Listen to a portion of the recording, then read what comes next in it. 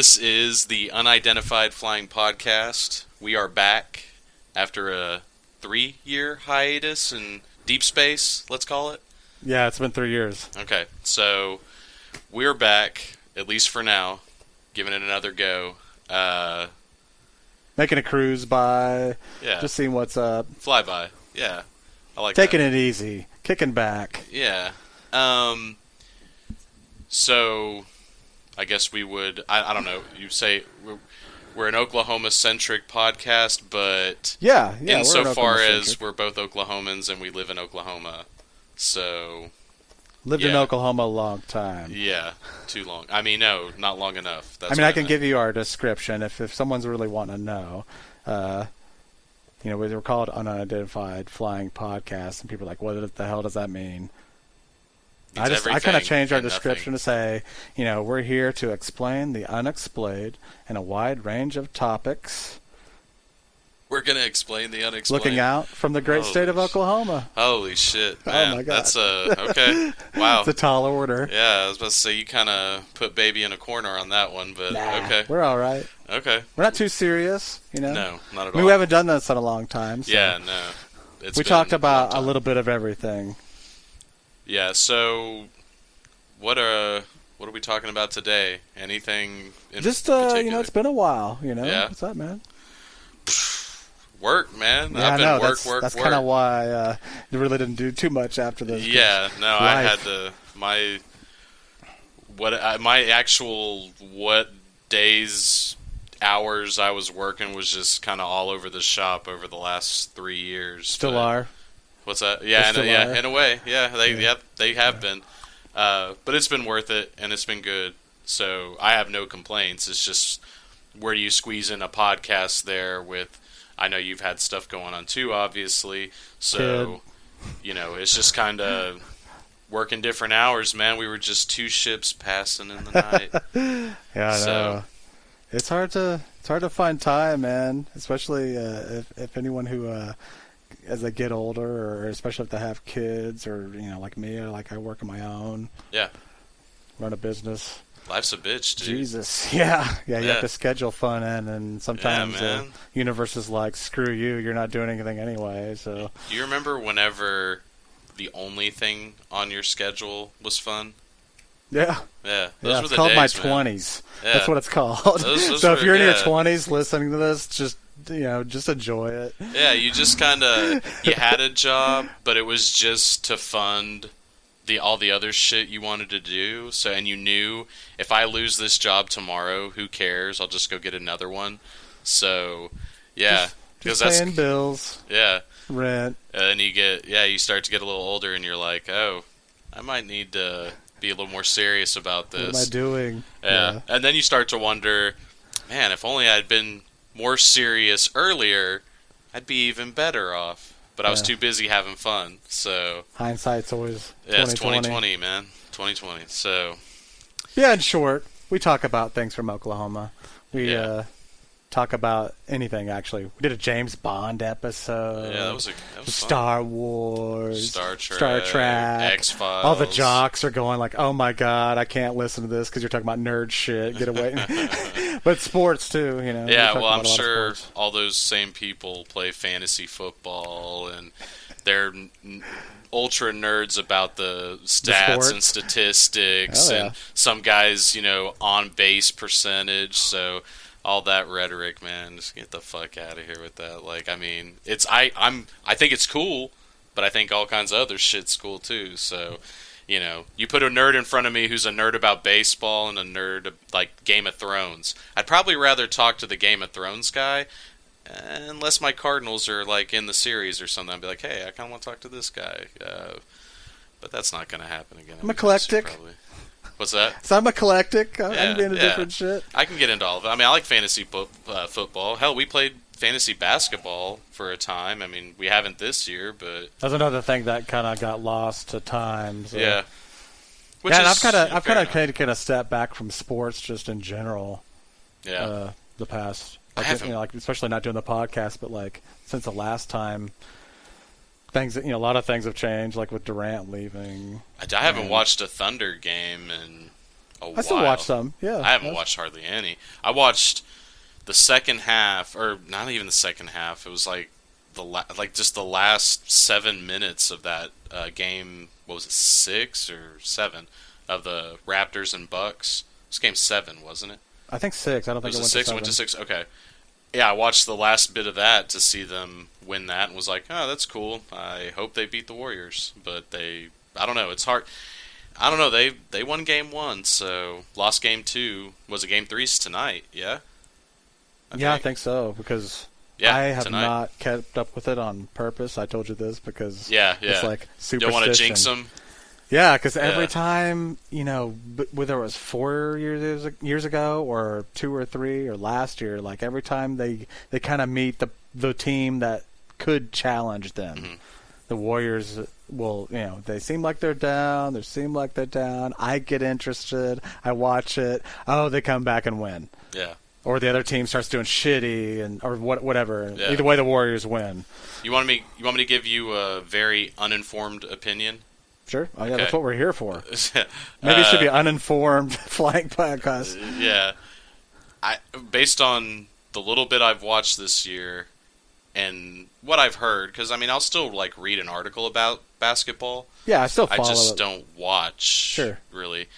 Kawhi Leonard's got to be the MVP. He's got to be. I just can't think of who else. I'm not saying there's not other players that are important to their team, but Steph Curry was out this whole series and Durant was 100% healthy. Warriors still have probably a better chance to win the finals than the Raptors do. And then say Kevin Durant's out the whole series and Steph Curry's 100% healthy. The Warriors still probably have a better odds to win that series. And then you look, maybe Giannis, I'm not even going to try to say his last name, the Greek Freak, maybe him too, because if that dude wasn't on that team, it'd be nothing.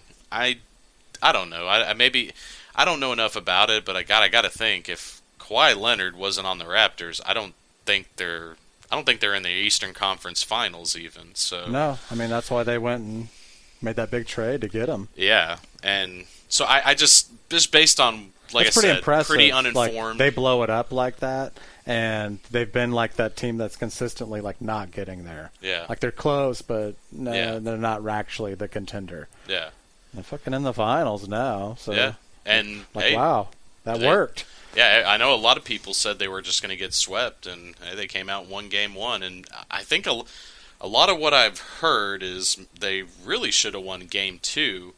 They at halftime, I think they were up by 5, and I saw the one thing I saw was somebody tweeting about it, and on ESPN or something, and he was like, the Raptors have, or the Warriors have no business being down by only 5. They should be down by 15. So good on them for keeping it as close as it is. So apparently they were just playing really bad in the first half, and the Raptors didn't. They could only build a 5-point lead on that, and that was kind of a win for the Warriors, and it ended up being a game 1 for them too. So I don't know. Just like I said, my uninformed opinion is Kawhi Leonard. If it should be the MVP, probably. What do you think about how people like to hate on Durant now?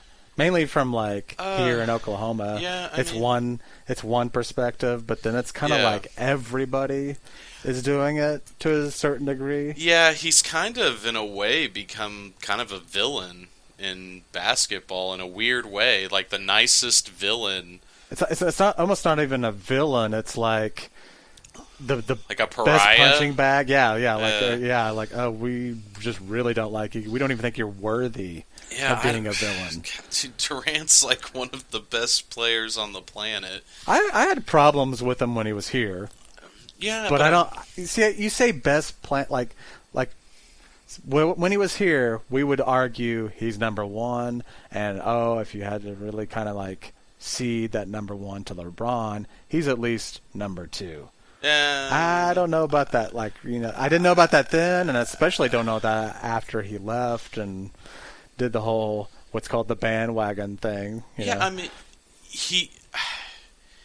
He's a he's an amazing player. I don't know how else to slice. Does he number 2? Yeah. Is he number 7? I don't know. Doesn't really matter. He's just that fucking good. He's one of the best players. He's like on a the really planet. great shooter. Like I always told you, I never thought he could just go to the basket.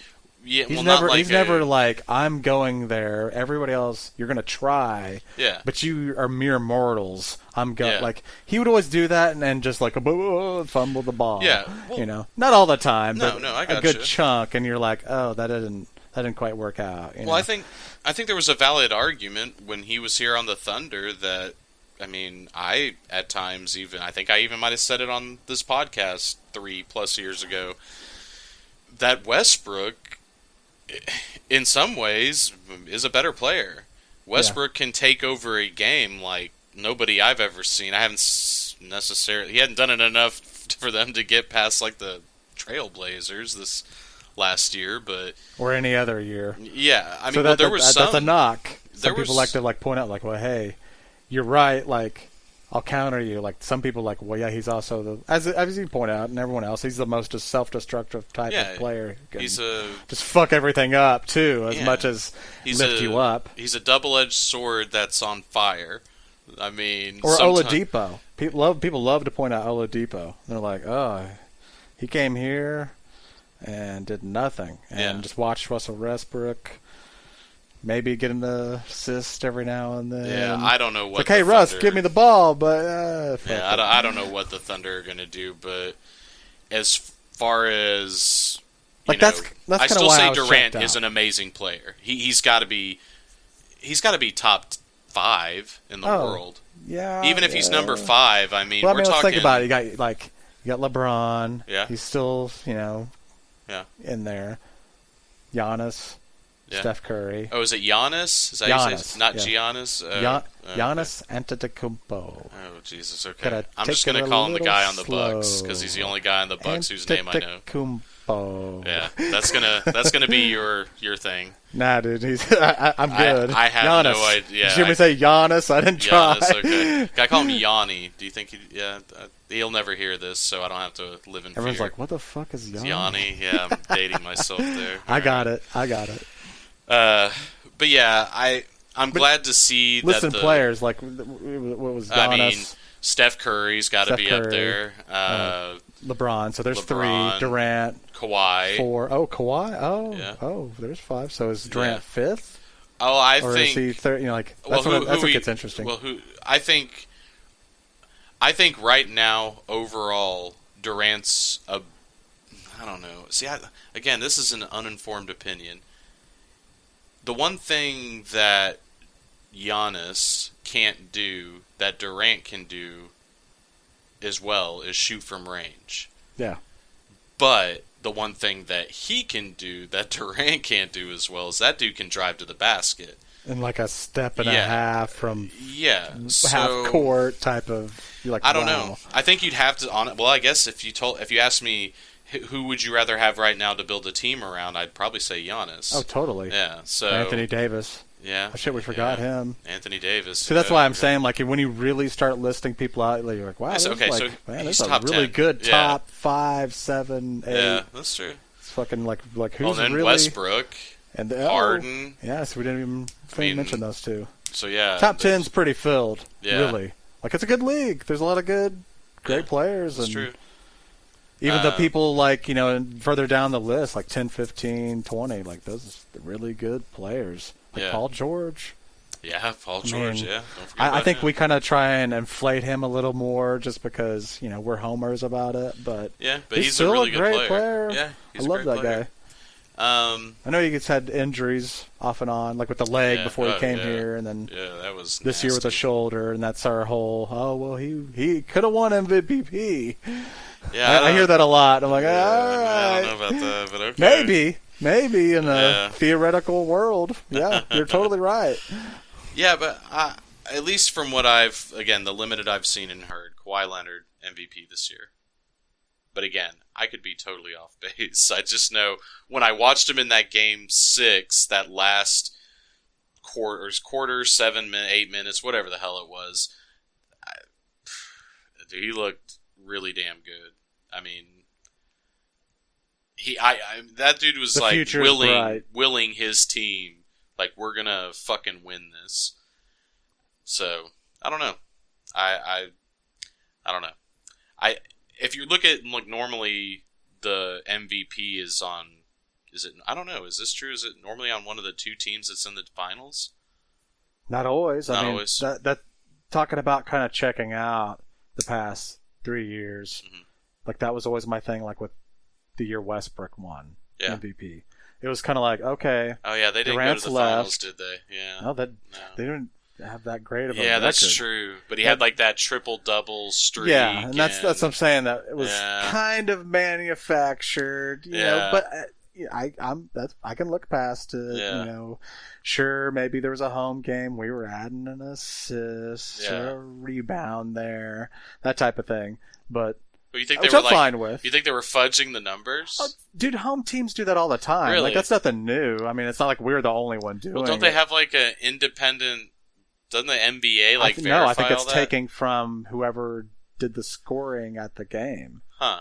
I'm pretty sure, and that's how it's reported. Because that's how people know. They go back and, like, watch the tape, and then, like, it said 10 rebounds. So the stat keepers aren't NBA people? They're the actual, like, they're Thunder employees or whatever? I'm not, you know. 100% on that. We're all uninformed here. Yeah. But, yeah, that's kind of why there's a thing. Maybe we should be the Uninformed Flying Podcast. I already said that. Oh, did you? Okay, I missed it. See? We're that uninformed, dude. But, yeah, that's the thing, like, I didn't really care for, but I was okay, you know, like, because it was the year after Westbrook. We're going to sell everybody on, hey, you know, we're still really good. We got Westbrook. He's so good. He should win the MVP. I mean, look at it. He's averaging a triple-double, which he was. Little fudging, little rebound stealing. That was another hard thing. Like, you just watch him, and he's, like, out there jacking a rebound. You know, you're like, all right. You know. I mean, garbage time, but I get it. I'm cool with padding your stats as opposed to somebody else fudging your stats on paper. There's not, like, they didn't, I don't think they won 50 wins that year, and that was a big knock for people. They're like, I cannot pick this guy to be MVP. And that was okay, though, to me. Like, that year, you know, you get a pass. Yeah. We lost Durant. Hey, here's a little MVP award, too. Everyone's happy. Awesome. Yeah. You know? And then the next year, and it's the same thing, really. Oh, we've got Carmelo Anthony. Oh, yeah. And you know how I felt about that from, the second it happened. Yeah. Like, fuck it. When's he coming off the bench?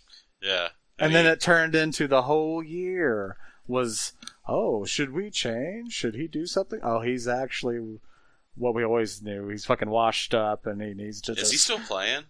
No, he went this year, after this year I was just mentioning, he tried to do it at Houston.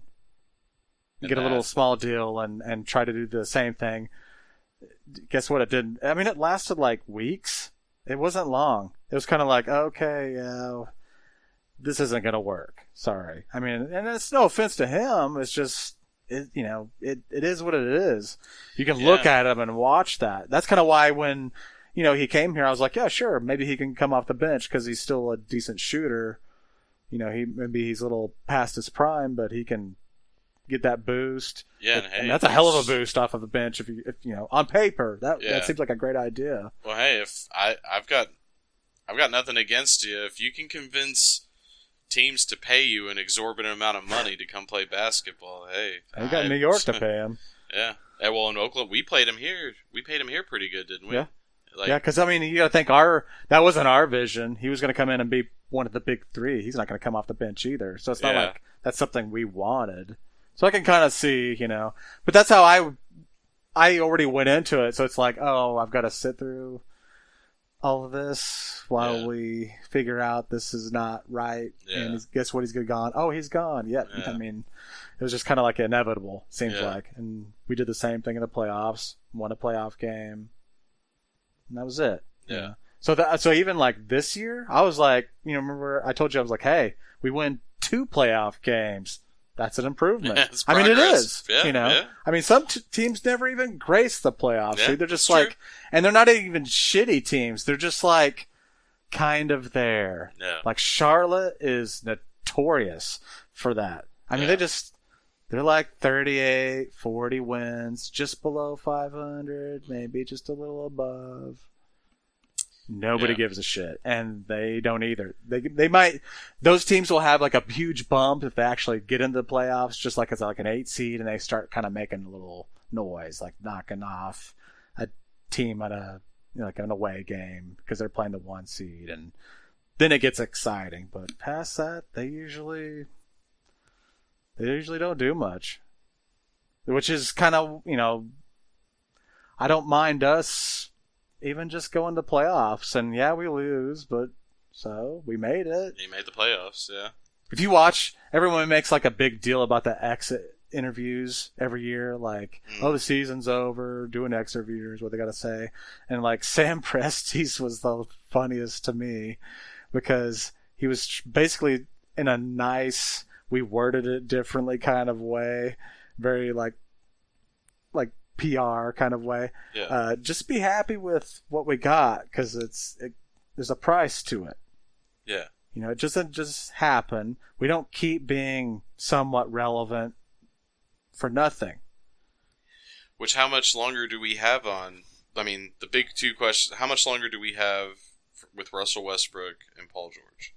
Paul George is before Westbrook, right? Or are they at the same time? When their contracts are no, year after, I think. Okay. So I mean, I didn't do any research for any of this. Okay. We're just totally talking about it off the cuff. So what happens whenever their contracts come up? Do either of them stay? Well, I don't know because the big thing that kind of hit everybody in the face this year was like kind of what we already knew, especially if you look at it like the lens of how I described the past few years, where we are what we are, we're going to kind of be that. There are going to be little changes around the periphery, but actually like just vaulting, I don't think so. But, there's always a hope. We're selling that a little bit. Yeah. That's fine. Yeah. I don't know what else to say. Yeah. Like I'm just happy with being first, second round. Oh, but I guess what you were talking about, like people really want to trade like Adams now because we want to hold on to Westbrook and Paul George because they're our best players, and plus it's hard to really like upgrade past that. Yeah. So then they start looking at Adams like, oh, maybe we can trade him. Oh God, we paid him a lot. Andy's is kind of an aging position. Yeah. I'd like to see. I don't want to see rather, but I'm curious if and when those guys go elsewhere or they retire or whatever. If the Thunder are going to be pretty bad after that, just how the fan base. Well, I always wondered, like, support them. God, what happens if like we were at that, like, we're finals contenders, and then all of a sudden we're basically trying to win the lottery. Yeah. What would we do? And I think a lot of this is to obviously keep us happy, which is I'm totally fine with. Yeah. But just to keep us happy and keep this thing rolling, we're pretty successful. We're not horrible. Yeah. There's a great thing to sell here, and it is a decent team. Yeah. And they've got a good brand. I mean, it's a good. Yeah. You see Thunder, Oklahoma's own, baby. Yeah. You see shit everywhere. Like Thunder apparel, Thunder gear. So it's almost as ubiquitous as Sooners gear. So, and I mean, it's not saying I don't want to be interested in it just because, like, oh, I think they're going nowhere. Yeah. You never know. Yeah. But they're going to have to make a move of some sort. Because you don't. Man, that's rough. Like, I don't ever see this team or even of our last teams. I'm like, we're not winning the finals with that. Yeah, it's almost some like people can drink that Kool-Aid. I'm not one of those people. It's almost like we're playing not playing a different game, but the way that our team is structured is just not. It's not suitable to compete with a Golden State, with a Toronto as they are right now, or Philadelphia now. Yeah, or you need three Boston. I mean, badasses. That's how it always has been. Boston, Milwaukee. I mean, who else? Hell, the Rockets. We can't really compete with them. who the hell else has come out of the West? We like to watch those Warrior games though, like, oh, it's us Warriors. Oh, we beat them. Yeah. Fuck you. Yeah. that's hey, we gotta get our dig in, man. Yeah. Fucking Warriors stole Durant. Right, he went there. Oh, wait, did they steal them? Who gives a shit? Fuck him. He'll be on Toronto next year if they lose. I think it was you that told me that. Yes, that's the joke. Like if Toronto wins, he's like, I'm gonna go to Toronto now. If that happens, Durant becomes the ultimate troll.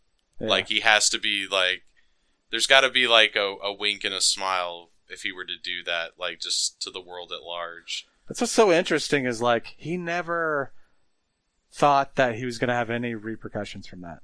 He just really didn't. From going to the worst? I mean, at the time, I could kind of see his argument where he was like, "Hey, I'm just making a personal decision. Yeah. Let's just leave it at that." And you're right. Yeah, and that's what it totally could be. It just, like I've told you before, it looked really weak. Oh yeah, and now in hindsight, even more, where it's like, are you going to leave? Are you going to go do your own thing? Yeah, he's won finals MVPs, right? Yeah, he's got two titles. So I mean, three, but maybe three. This will be number 3, maybe. Do you look at those 2 titles and compare them to like somebody else's 2 titles, and you're like, yeah, no, I don't think they were. That's are those hard-fought titles? As much as I can say, as a guy who's not a fucking athlete who plays in the NBA for how many games a year? 80 something? 82. Yeah. So as much as I can say this, but when I look at other championship teams, I'm not, like when LeBron beat the Warriors, that was a hard fought championship. In a way, that was legendary. I mean, brought a title to Cleveland. Warriors were up 3-1. Slayed the Giant. Yeah, I mean, did that block. Yeah, that's did that block up there. Chased somebody from behind all the way down the court that stopped him. Yeah, that's a finals that people will talk about in 50 years. I do remember, got to give my salute out to Kevin Love. There was that final possession. Steph Curry's been just knocking threes from half court the entire season. And he gets up on Kevin Love, which is not like your optimal, who do I want defensively on this guy, much less it's fucking Steph Curry. And he just went crazy in front of him. He just went just doing every crazy little move and just trying to fuck Steph Curry up, and it fucking worked. Yeah. And I was like, holy shit, you're the man. You're the man. All you had to do is act like you were tweaking out or something. Yeah, hey. Yeah. Dude. Hey, whatever it takes. All's fair, but man. people will remember that finals. I don't even know who did they beat. Did they beat the Cavs the year before that when they won their first? Yeah, okay, that was their first year. Who did they win? Who did they beat when Durant won his first title? The Cavs. Was it the Cavs? Is it the Cavs every time? Yes, okay. The Cavs every time. Yeah, I mean, okay. So of all those, the one that I think people will remember the most is the one the Cavs won, not the 2 or 3 or whatever that the Warriors won, because the Warriors were expected to win. Yeah, it was whenever the Cavs won, the unexpected happened, and I think people were. It's much more memorable. I mean, it was because you had this super team. You had a team that didn't need Kevin Durant to win titles. Get Kevin Durant. It was just boring. It was like, okay, well, you guys are going to win, and they did because they won the first time they played him, right? Yeah, with Kevin Durant. Because the Warriors had won a title without KD. KD came, they beat the Cavs. So they won 3 total. Yeah. Right. Then they lost to the Cavs, and that was the big one. And then what, did they beat them the next year? Yeah, I didn't. Okay. I wasn't following you there on that, each one, but they've won 3. I think. And Durant's won 2 of them. Yes. Yeah. So I mean, it's just a boring. It's like. Whenever you have the dream team, it's great for us to watch and be like, hey, yeah, go America, go beat the shit out of the rest of the world in basketball, until you had that, was it the dream team or was it the world championship of basketball where we had our pros and they went and got snuffed, man. They lost a game. Early 2000s? It wasn't. It wasn't. No, it was like it wasn't mid 2000s maybe. Like I can't remember who was. But on the team. We weren't like doing as good as we had been in the 90s. They lost. Yeah, they were lost, losing games. You know, I think they. Because like Spain was better. Yeah. I don't know if Australia was back then, but I know they are now. A lot better internationally. Yeah. Yeah, I mean, they had a stretch where all of a sudden they were losing, and I'm not going to lie, as much as I was like, oh, that sucks, the competition was more compelling. So, because you had Argentina. Argentina was a big team then. Yeah. And Spain. Because Spain had was it the Gasol brothers? Yep. Yeah. So, yeah, you had more competition. You didn't have this manufactured, we've got some of the best, like when the Dream Team went and played Angola. Yeah, and just like whenever the original Dream Team went and just murdered everybody else in the world by like 50 plus points. And it was just, yeah, don't get me wrong, I thought it was awesome because I was like, yeah, fuck everybody else, let's just go stomp them and get our gold medal, that was cool. But if I was somebody who was a huge basketball fan, like if that was hockey, I love watching hockey, I just haven't watched it in a long time, or even football, let's just say football. You made a dream team of football, and they went around and played like other countries' football teams, let's say, and I'm saying American football here, and they just crushed everybody. If I would be the type of person, as big of a football fan as I am, I might watch the championship game and maybe one other game, but all the other ones I'd probably be like, yeah, I'll just check the score because it's going to be boring as hell to watch. You're watching a bunch of, animals play, amateurs, it's not interesting. I have always heard that's the argument for why American football could never be like as big internationally as, say, just international football. Yeah, soccer. Not just because of the simplicity of the rules, but like just body types. It's hard to go to like the Philippines and find a 6'5" lineman type of huge that body type. Yeah, they would be. It's almost like why NFL Europe didn't really work, probably because even though you could probably find people that might have the skills. When you go watch it though, you're a German guy watching a bunch of Americans play football. There's no German guys on your team. There's nobody from Germany there. And not that that's required, but I mean there's something to be said for you've got people that, there's a Hans and Franz on your team, you know what I mean? Like yeah. Or if you're in, England or something, there's some guy that, from, I don't know, London or something, or York, and you're like, yeah, hey, that's our guy on the... No, it's a bunch of dudes from Florida, California, Texas, Nebraska, Pittsburgh. It's people from places that you don't familiarize yourself with as much, you know what I mean? So... Yeah. And that'd be even more stark in a place like the Philippines. It'd be a bunch of Filipino people going like, who the hell are all these guys? Whereas they have a soccer team where they're like, yeah, well, our guy here could go over to the States probably and compete no problem. So, yeah, I mean, that makes sense. I mean, it's just kind of... You don't see yourself anywhere. Not that I see myself, but at least I could be like, hey, that guy played here at Oklahoma. I watched him play in college. Hell, if you're young enough, I know there were guys I went to high school with that played at OU, and I was like, I didn't know them very well, but I knew who of them. And I was like, oh, hey, that's cool. They're playing on the college team. Hell, I don't know anymore, man. You've got all these players that are like 5'5". That's true. Doing shit. That's true. Like, wow, that's my height. I'm 5'9", but yeah. Wes Welker, man, that was the first guy like that I saw. Like Kyler Murray. That's the big deal about him. His height.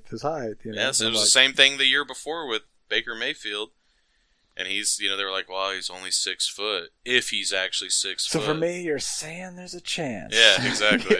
Yeah. So I mean, I don't know. I just the Warriors to me are just boring. I mean, even as great as the players they have, the ability of like a Steph Curry and Klay Thompson to just knock down shots from all over the place, and Kevin Durant too. And as great as a player as like Draymond Green is, they're just boring. I think that kind of contributes to the me checking out. Like, there's a lot of that. The whole NBA kind of agrees. You're like, and that's why I think a lot of people that don't. I could be wrong here, but I think a lot of people outside of the Bay Area in California are pulling for the Raptors. Oh, of course, yeah. So I am just in because it's interesting on that regard, but also just the Raptors in the finals. It's cool. Well, yeah. That's what I was telling you. Like the Bucks, the Raptors could go to the finals. It's amazing. Yeah, that's cool. The Eastern Conference. Now, granted, I guess there was this. It's almost good that LeBron came to the Western Conference because now it's kind of like the Wild West over there in the East. Yeah. You had to start the year, everybody's like Boston, Philly. Those are the teams. Milwaukee and Toronto. Or Toronto. We don't know. We don't know about Toronto, but Milwaukee's going to be good. But they're young and. Yeah. But hell, it turns out Toronto. But you had compelling series between all those teams, and now here you are with Toronto, where it was like pretty much a foregone conclusion that, okay, so Golden State's going to make it to the Western Conference Finals, and it's probably going to be Houston, and they'll challenge them a little bit, but still get crushed. And that's what happened. Yeah. And then here we are, and then everybody goes, okay, so then, Golden State and whoever from the East, and it's going to be Golden State winning the title again. Well, maybe we'll not. see. Not so fast. Yeah, let's see. That is the interesting part, because I'm pulling for the Raptors. Yeah, me too. Just because I like it when different teams get there, or ones that haven't been there in a long time. If there's going to be a dynasty... It's just a weird matchup. Like with the Super Bowl, I was kind of pissed about that, with the Rams doing that thing against the Saints. There was that big controversy. Oh, yeah. But I was like, I want to see the Saints play the Patriots. Two badass quarterbacks. I want to see the Saints play the Chiefs. Oh, dude, fuck the Chiefs. Oh, come on, man. If there's going to be a dynasty, damn it, I want it to be my team. That's the dynasty, not some other shithead's team. Looking back, whenever that first Warriors-Cavs series happened, we were still pretty good in it. Yeah, because we still had Durant and everything. And that final series happened, and everyone was going for the Warriors here because they're like, fuck LeBron, right? Yeah. And I was like, no. I mean, LeBron, fuck LeBron, but like, this is our conference. Yeah. Like, it's not fucking theirs, it's ours, god damn it. Yeah. No one wanted to look at it like that, but I'm like, this is not good, them winning. Yeah. I mean, it's neat. Kind of the same thing, like, Warriors haven't been there since the 70s once? Yeah. And, usually they're one of those shit teams that are never good. Yeah. And now they are. Yeah, I'm like, that's interesting. But this is our conference, damn it. And it just went downhill from there. Well, now it's the Warriors conference. Yeah. At least for now. And I think a lot of those guys are relatively still young. Like, I mean, whether or not Durant stays or goes, that's the thing. It's not the same as it was here. If Durant goes, I think Golden State's going to be like, all right, see ya. Yeah. Hey, what if they keep him and Klay Thompson go? Yeah. Oh, no. Yeah. All right, see ya. Yeah, it's different. And so I think whereas here it was like, it was a big deal. It was like, oh, man, we lost Durant. He was they've got 4. He was a cornerstone. Like, we're talking about like you need 3. They have 4. Yeah. And could lose 2 and be still just as good as the Thunder are right now. Yeah. Sad to say. Yeah. I when think you get down to it. Sorry. So yeah. Well, we rambled on about basketball for a while, which is surprising to me considering I haven't watched a full game at all this year. That's fine. I mean, I still, like you said, I still follow it. It's not like I don't know anything that's going on. I don't want to know. Yeah, I passively follow it. Dude, that's Oklahoma's basketball team. Well, like I said, they're playing tonight, so good luck, Raptors. Raptors, yeah. Yeah, we'll see. Yeah, that's talking about like Oklahoma. I hope it stays. I mean, I really do. Just like looking long term. We talking about basketball still? Yeah. Well, okay. the Thunder. The Thunder. Not just basketball, but yeah, the organization. I mean, I think they will. Yeah. I really do. Like, if I had to put money on it, which I wouldn't.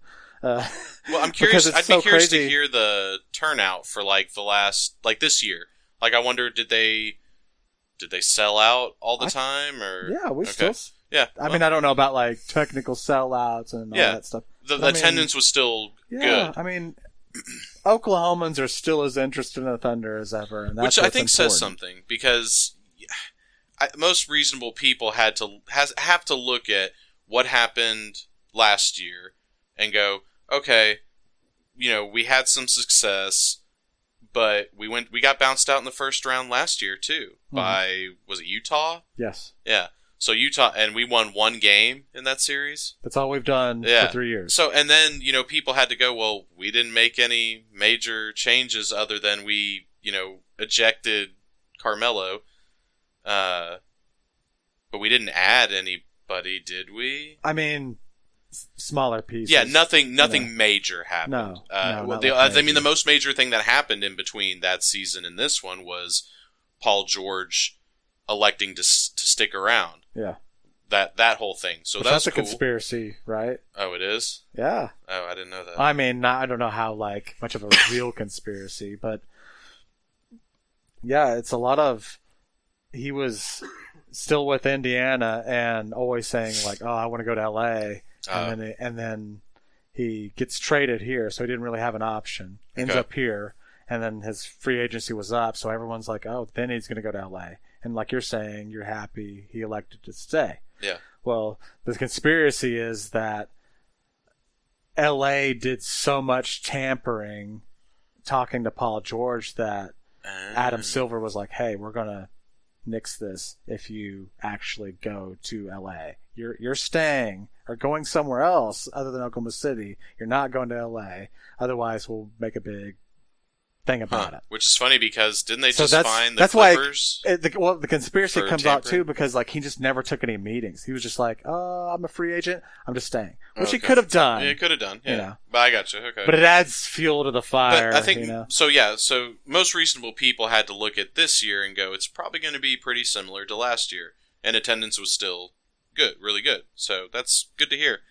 But speaking of tampering, recently did you hear about the whole Kawhi Leonard thing? I think they fined the Clippers or Doc Rivers, one of the two. I don't know, $50,000 they fined him for tampering, because I don't know. I did see something about it, but I don't know any details. And tampering's so weird because unless there's something I don't know about, but I think it was just people talking to, people asking Doc Rivers questions about Kawhi Leonard, and he's like, I don't know exactly everything he said, but I don't understand what you can say that'd be tampering if it's in public, and he's like, yeah, we would love to have him, and we're going to try to get him.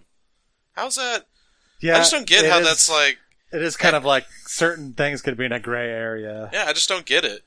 Now, unless he was like, we're going to pay him this, this is what we're going to offer. I don't know. And even that... I just don't understand how any of that's tampering. The rumor that, once All-Star break hits in the NBA season, like in February, and they're all, all the players and, probably a lot of personnel from the team get together, different teams across the league, they will basically engage in a huge amount of tampering because a lot of the season's already over. Hey, what are we doing for next year? My team's fucked. Your team's not. Maybe we can team up together. There's a lot of that conversation going on, which is all tampering. But as long as it's hush-hush, it's okay. And I think that's why, you're talking about, if you say it publicly like that, then it's like, oh, hey, now. We'll start wagging our fingers. And there is probably, legitimate tampering when you do something explicitly wrong. But like you said, that's kind of like, I could see, they're just making a little bit of a sell, trying to get a player, But yeah, I hope it stays. I think it does stay. I don't think we kind of take it, differently than other places just because this is Oklahoma, and we don't have a whole lot of else, and we fucking love that team. You hear that a lot about other teams that don't do so well or are maybe about to lose a star or threatening to move. Like New Orleans is like that right now with the whole Anthony Davis thing. Yeah. And I've heard think about New Orleans. They feel just like we do about the Thunder, but they've got a million other things to go to do. It's New Orleans. Yeah. So it's do they always go to the games though? Yeah. No. I got you.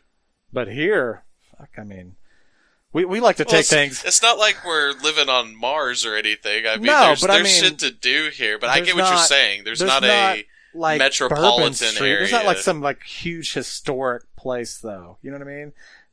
There's a lot of places to go in New Orleans. Sure. Okay. To do things.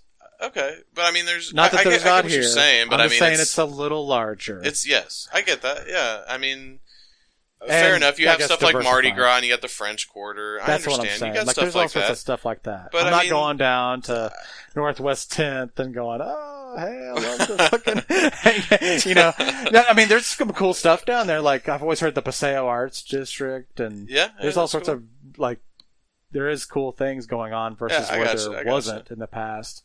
But fair enough. Okay, I get what you're saying. Yeah. Let's all head up to Edmond, everybody, and just go to another chain restaurant that we can go to anywhere else. Yeah, let's not say we did.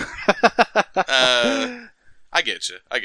I mean, well, here's the thing. I think I'm not saying it's the same or comparable or better or even worse, but I think Oklahoma is more like a place where if you're going to go do something that's interesting or compelling, you're not necessarily going to be in the metro. Yeah, we're in a city. There's a lot of interesting things to see, 45 minutes away in any direction. Almost any direction. Once you start to get up towards the Panhandle, I think things get a little grim. But I'm just going based on what I've heard. So. That is something. With recently, whenever we do air this, we had a lot of the weather.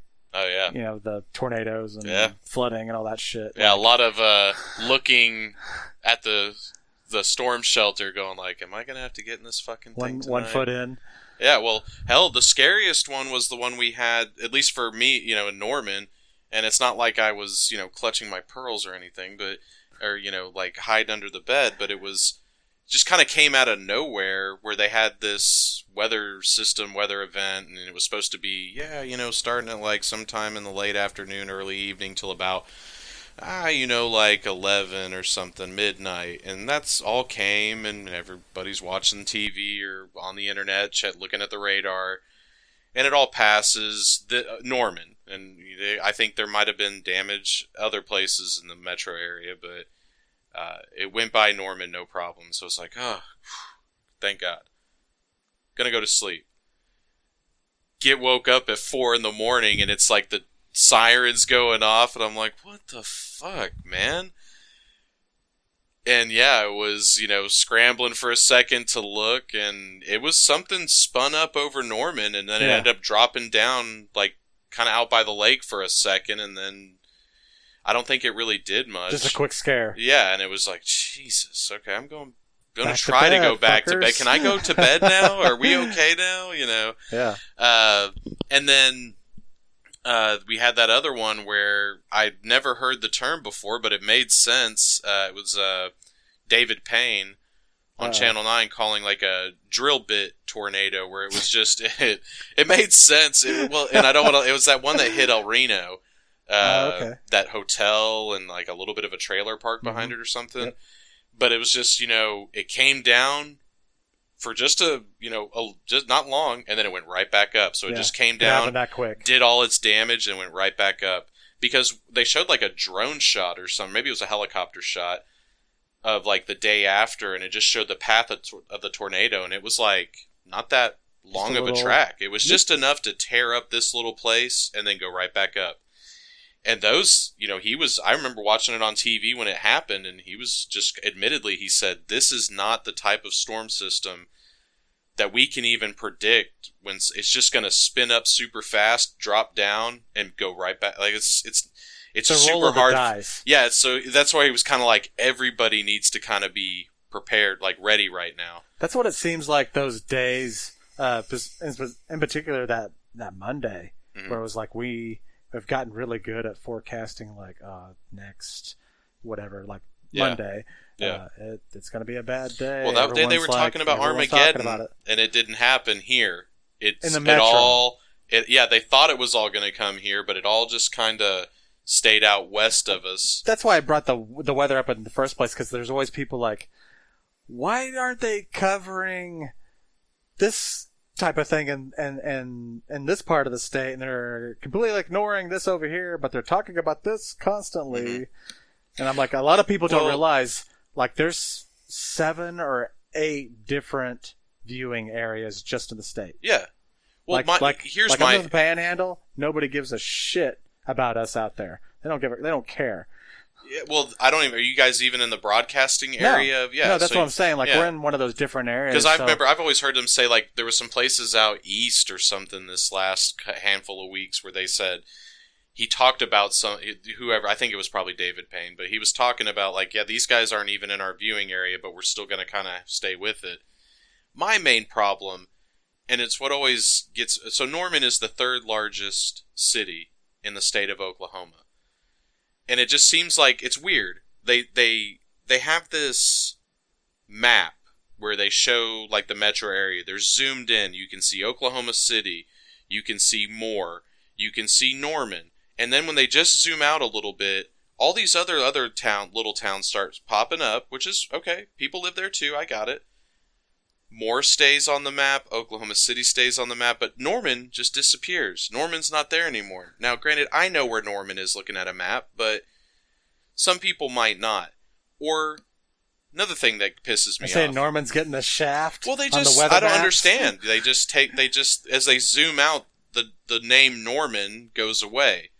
I still know where we are, like I said. Maybe they're just keeping Moore up there because everyone knows, like, hey, everyone, we know what Moore is, the fucking target for the the tornadoes trying to hit all that shit. It's got a bullseye on it. But the other thing that pisses me off is, so whenever that tornado hit El Reno, you've still got storms in the area around Norman, because El Reno's out a little, kind of like northwest.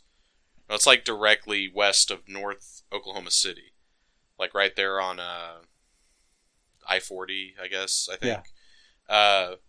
Anyway, the tornado already hit there. It did what it did. It's terrible, but the storms moved on. And so you have all these other storms that are in the metro area just doing their thing, still rolling over us. And they'll go, okay, let's go back to El Reno. It's like, there's nothing going on in El Reno. Stay on this fucking radar so we can see what's going on right now. I get it. El Reno, they got hit. It's terrible. I'm sorry to hear it. I hope everybody's okay, but there's no more weather. You don't need to cut to live TV there. There's nothing. You're not going to save any lives there now. And so we keep cutting back to El Reno, like, hey, give us an update. Well, I'm still sitting out here, and, emergency crews are here, and they're not letting us in, and back to you. Okay, well, let's go look at this storm system over in, Oklahoma City. It's a big complaint, like, just on our social media things, people would say, why, like kind of what you're complaining about, like, yes, can we cover everything we need to cover. Yeah. And look at the whole eastern half of the state's underwater. Yeah. But a lot of it is they being the news stations like in central Oklahoma, they sell themselves as like they are the be all and end all of the state. Yeah. Like, if it happens in Oklahoma, we're on it. We're about it. I'm here to tell you, that's not the case. I mean, it's a great selling point, especially for the ones in central Oklahoma. Mm-hmm. But like I said, there's like 8 different viewing areas. Yeah. There's people up in Tulsa. They've got their own. Yeah, they got their own stuff. Every little corner, like I think like the far southeast corner is kind of towards like Shreveport. You got Wichita Falls. That takes a little chunk out. Yeah. Where I'm from, Amarillo takes the Panhandle plus like maybe one little county in the corner of Oklahoma. Now, I'm not one of these shitheads that freaks out whenever they break into programming to announce weather. I'm glad they do. Yeah. But you got to think they're main thing is they're really good at weather coverage. Yeah. That's it. I mean, no offense to them. I'm not watching it. I'm not the type of person that's watching it to like, oh man, I hope they're like out in Anadarko doing some investigative journalism, trying to find something out. No, they're going to hear there's a story out there, then they will care about. Yeah, they're broadcasting it. They're broadcasting. That's all they're which is fine. And again, I don't really watch the news outside of the weather. Honestly, I might catch it in passing from time to time and stop for a second and look and then move on. Why don't you watch it? I don't care. You don't want to tune in to what's happening right now here in the state of Oklahoma? I mean, maybe not really. But see, that's my thing. Like, is it really the state of Oklahoma anyway? No, it's just this little viewing area. It's the most salacious and not necessarily. I mean, it's the most. It's probably the most well known and must-see TV. Like well, I mean, that's what they. I don't know about that. Well, Don, so I'm saying, like, whenever let's go report on some, insert fucked up situation in this part of state, because it's gonna make people are gonna watch because it's something weird and fucked up. And I'm not saying that's all they report on, because I know they have stuff where they're like, let's go report on some good news. Yeah. Something good, but. I don't know. Negativity. I don't know, man. Maybe I'm just a pessimist, man. I don't know. I just don't. Well, I mean, like, I just know the type of stories. If I'm being honest, I just don't care. And it's not that I don't care about what's happening in the state. I just don't care about the local news's opinion of it. I'm not saying I don't keep up on stuff that happens in the state. I just don't go to the TV to see it or to hear about it. You don't go to News OK to get all that stuff up? I see that's like a circular kind of logic loop that everyone gets caught up in. Mm-hmm. Like, oh, the big story would be this, like News OK or the Oklahoman or maybe a news site or whatever isn't covering this or isn't talking about that. And then people will go and check those sites and then go, well, I don't see anything on here about it from these trusted news sources. Yeah. What are you talking about? Well, that's the problem I'm talking about, which then leads them back to go check the news site. Yeah. You're like, no, fuck, never mind. So it's actually like a lot of really good stuff about Oklahoma here is always written outside of it sometimes. Yeah. In my opinion. That's it. Not that there's like people here doing great writing. Yeah. And again, this is nothing against the news stations, honestly. I just don't find myself ever compelled to sit down and watch the news at 9 or 11 or 6 or whatever you've time. Got to check in. Yeah, like I said, it's on sometimes in passing I'll see it, and sometimes I stop and watch a bit of a story, and then I continue about my day. But whenever the weather pops off... That shit is on, Yeah, that dude. shit's on. I mean, I'm trying to, like, link into, David Payne's headspace. I'm like, okay, what's he really saying here? I can't watch David Payne because we were one time and there was a storm hitting somewhere, and he was basically saying, like, he was kind of giving, like, locations. Yeah. This is, like, I'm just using some random names, but, like, this is 10th and Robinson, this place, gone. Here's Rock Creek and, Porter, gone. Was it gone? No, but you're like... Who was the guy? Okay, dude. Who was the guy that was like, was it Mike Morgan, or was it somebody else who... Talking about get in the cars? Yeah, it's like, if you don't get out of there now, you're going to die. And it was just, I think that was the time whenever I was up in Midwest City with some friends, and we got in a car, and we were trying to come down sooner, and dude, it just looked like something out of a movie. It was just total pandemonium. There's 4 lanes, all going every direction. Nobody giving a shit about the rules. And people just having nervous breakdowns in traffic, emergency vehicles, people screaming at each other. It looks like a black hole's forming up in the sky above us. And I just looked around, and I mean, I couldn't help. We're gonna fucking make it. I just kind of laughed. I was like, "This is the most fucked up thing I think I've ever seen." Now, like, society just breaking down. And it was something that ended up like, it looked bad, but it just kind of didn't happen. It was a little intense because it kind of followed us the whole way back to Norman, and it ended up like doing some damage over by the marina here in Norman. Oh, yeah. It was that one. And we were driving around out in the sticks, kind of trying to avoid it. But even like some, backcountry roads, gridlock. I'm serious, man. It was like some of the most just unbelievable shit. It was something out of like the beginning of a zombie apocalypse movie, or like a viral outbreak movie, or aliens are attacking or something. It was just a total it kind of in a way let me see how fragile all of this society thing really is. Like, all it's gonna take is just something like really legit, yep. Like, I don't know, like some ultra vortex tornadoes, to come down one time, and it's just gonna be Lord of the Flies, dude. I mean, look at those everyone's following those barges that were gonna slam into the dam. They lost track of those barges and all that flooding, and they couldn't. They're like, where are they going? Oh, they must be headed towards the dam. And it hits that shit, and of course that would be bad if the dam broke. Yeah. It's already flooding and stuff. But I'm like, what were they gonna do about it? Yeah, just watch it. And I heard someone say, like, why did they get tugboats? I'm like, well, I heard because they specifically said we ain't got any, or we can't get them there, or whatever. I don't know why, but we seem kind of like we seem just fine with going. We know that's going to happen.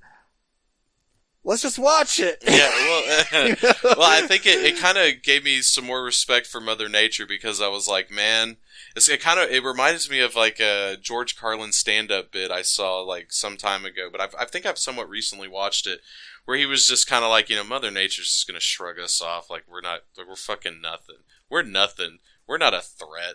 Like, and he kind of went on, and it ended up being, the only thing that's going to be left when she gets done with us is, there's going to be some plastic. And maybe that's the only reason we were ever here. The Earth wanted plastic, and that's why she made us, and we made the plastic, and so now it's going to be Earth plus plastic, and so it just I remember thinking about that, going like, fuck, dude, Carlin was right, man, like. For all the technological advancements we have and all of the social niceties and everything we have, man, all it took was the specter of something bad to just make everybody freak. Now, I'm not saying everybody that was out there that day. I'm sure there were people just like me and my two friends. We were just sitting there going like, holy shit, dude, this is a clusterfuck. Not good. Yeah. But then, there's somebody in a minivan drives right in front of us who's, the lanes go north and south. This person was wanting to go east and west on it for some reason. And there's a guy driving and he looked just frayed. And the woman sitting in the passenger seat, she just has her head in her hands, and she's just screaming bloody murder. And then we were just like, oh my god, dude. I feel you. Yeah, it was crazy, man. And now see, you can do that where I'm from. Like, get in the car and say, fuck this, I'm going in another direction. There's more roads than people. Yeah, plus you can see everything for miles coming out. You can see the thunderhead forming before the tornado. The whole town could leave town at once, and it's like, we're going to be slowed down a little bit. Fucking probably not even that, God, dude, here, there's just too many fucking people. Yeah. It is funny, like, they'll have like a tornado like up in Beaver County or something. That's barely in the pan. I don't even know where the fuck that is. It's past Woodward. Okay. God, all right. You've been there. You drove out to Slap Out once. Okay, so I was there. Okay, well, it's a little before that, but the people down here will see that there's a tornado up there, and they go, "Oh my God, watch out! Wherever, if you're in Beaver, we spotted like recently there was a tornado. It's on the Kansas-Oklahoma state line." I'm like, "There's nobody fucking out there. Like, there's nobody there for miles." Granted, there could be a random like farmhouse. Yeah. Growing up out there. They're probably already looking at him being like, yeah. They're like, oh, okay. Yeah. It's coming this way? No. All right. Yeah. I gotcha. Just the level of like heightened security where we start seeing like, kind of down southeast of the metro. Oh, storms are popping up. We're going to head this way. Nah. Up there, it's always like a little isolated bullshit storm, or some random. It's really hard for there to be a shitload of storms up there. It can happen, but it's usually the more isolated ones come through and just fucking just out of nowhere, just like things change. Then hail. I mean, it's just horrible. Like, you talk about the high winds out there and the high plains. Fuck. That's the one thing. Like, that's the biggest drawback to me about living in Oklahoma is fucking tornadoes, man. If it wasn't for those fucking things, I mean, as far as I'm concerned, there's nothing else that like really like ticks the meter where I'm just like, what a big fucking annoyance. There's like, shit that aggravates you sometimes. But I mean, if you ask me to make a list of like things you hate about Oklahoma, that's number 1, 2, 3, 4, and 5 is fucking tornadoes. Not even the weather. Tornadoes. Just that one facet of the weather. Like today, thunderstorm pops up. That's nice. But with the time of year, I was like, oh, let me check the radar just to make sure you were looking at your phone. Like, I was like, let me make sure this isn't going to be, the end of days. It's okay. We're safe. Yeah. Okay. It's just some little, it's just a normal storm. Yeah. Everyone else does. Yeah, exactly. Whenever most people talk about storms, we're actually getting one of those today. Yeah. Joy. Yeah. Celebrate. But yeah, like, because, other stuff, there's not really a lot of, and I'll say this too, I was talking about George Carlin, and, when I was talking about there's too many fucking people here, it makes me think of that Bill Burr thing about, the thinning the herd a little bit. Yeah. There's just so many fucking people anymore. And then we're talking from a perspective of, this isn't like LA or New York. I can only imagine those fucking places, but there's just so many fucking people around here anymore, man. It's just this... The place is booming, and the roads are not like we haven't fast enough like gotten the roads up to snuff to deal with. Like, I remember when I was much younger, if I wanted to drive from one side of Norman to the other, it took me about like 7-8 minutes in rush hour. What was rush hour back then? If there was one. If there was one, yeah. And you do that now, dude, it's like 30-35 minutes from the far east to the far west side of town. So in that traffic. Yes, it's just so much traffic. There's a lot of places like in the metro, like, dude, like Moore, I just kind of think of as a bottleneck. Moore is terrible. Yeah, but see, I'll see people from Moore, I'm like, oh, it's a great place. I can drive around. I'm like, what are you talking about? 19th Street, It's all about 19th Street. Yeah, 19th Street that goes over the highway, and there's that section of it that's just every 100 feet there's a stoplight. So every time, and it's just a mass of cars. There's a Walmart, and there's all sorts of shit. There's just 9 million things off the highway. An exit off the interstate coming up right there. It's just like, and so every time you're like, oh, thank God the light's green. Oh, well, no, I missed it because there was 58 cars in front of me. All right, so now I'm waiting. Okay, green light again. So finally I get to go forward. Oh, and I just, my car... The wheels on my car made like 4 or 5 rotations before I'm stopping again at another fucking stoplight. Stoplights? Edmond. That's all Edmond is. Is it stoplights? Every mile, you go up north, intersection stoplight, you go over east, west, 1 mile. It's just a big grid. It's just boring as shit, and it's just like 1 mile, another mile, oh, I didn't hit this light. I got to go 2 miles. Oh, stoplight. Fuck. I mean, I hate it. But then I got to admit, it's a lot better than like driving, the further away you get from any metro area, like especially going back to the Panhandle. I mean, you have no idea how slow these people react and drive.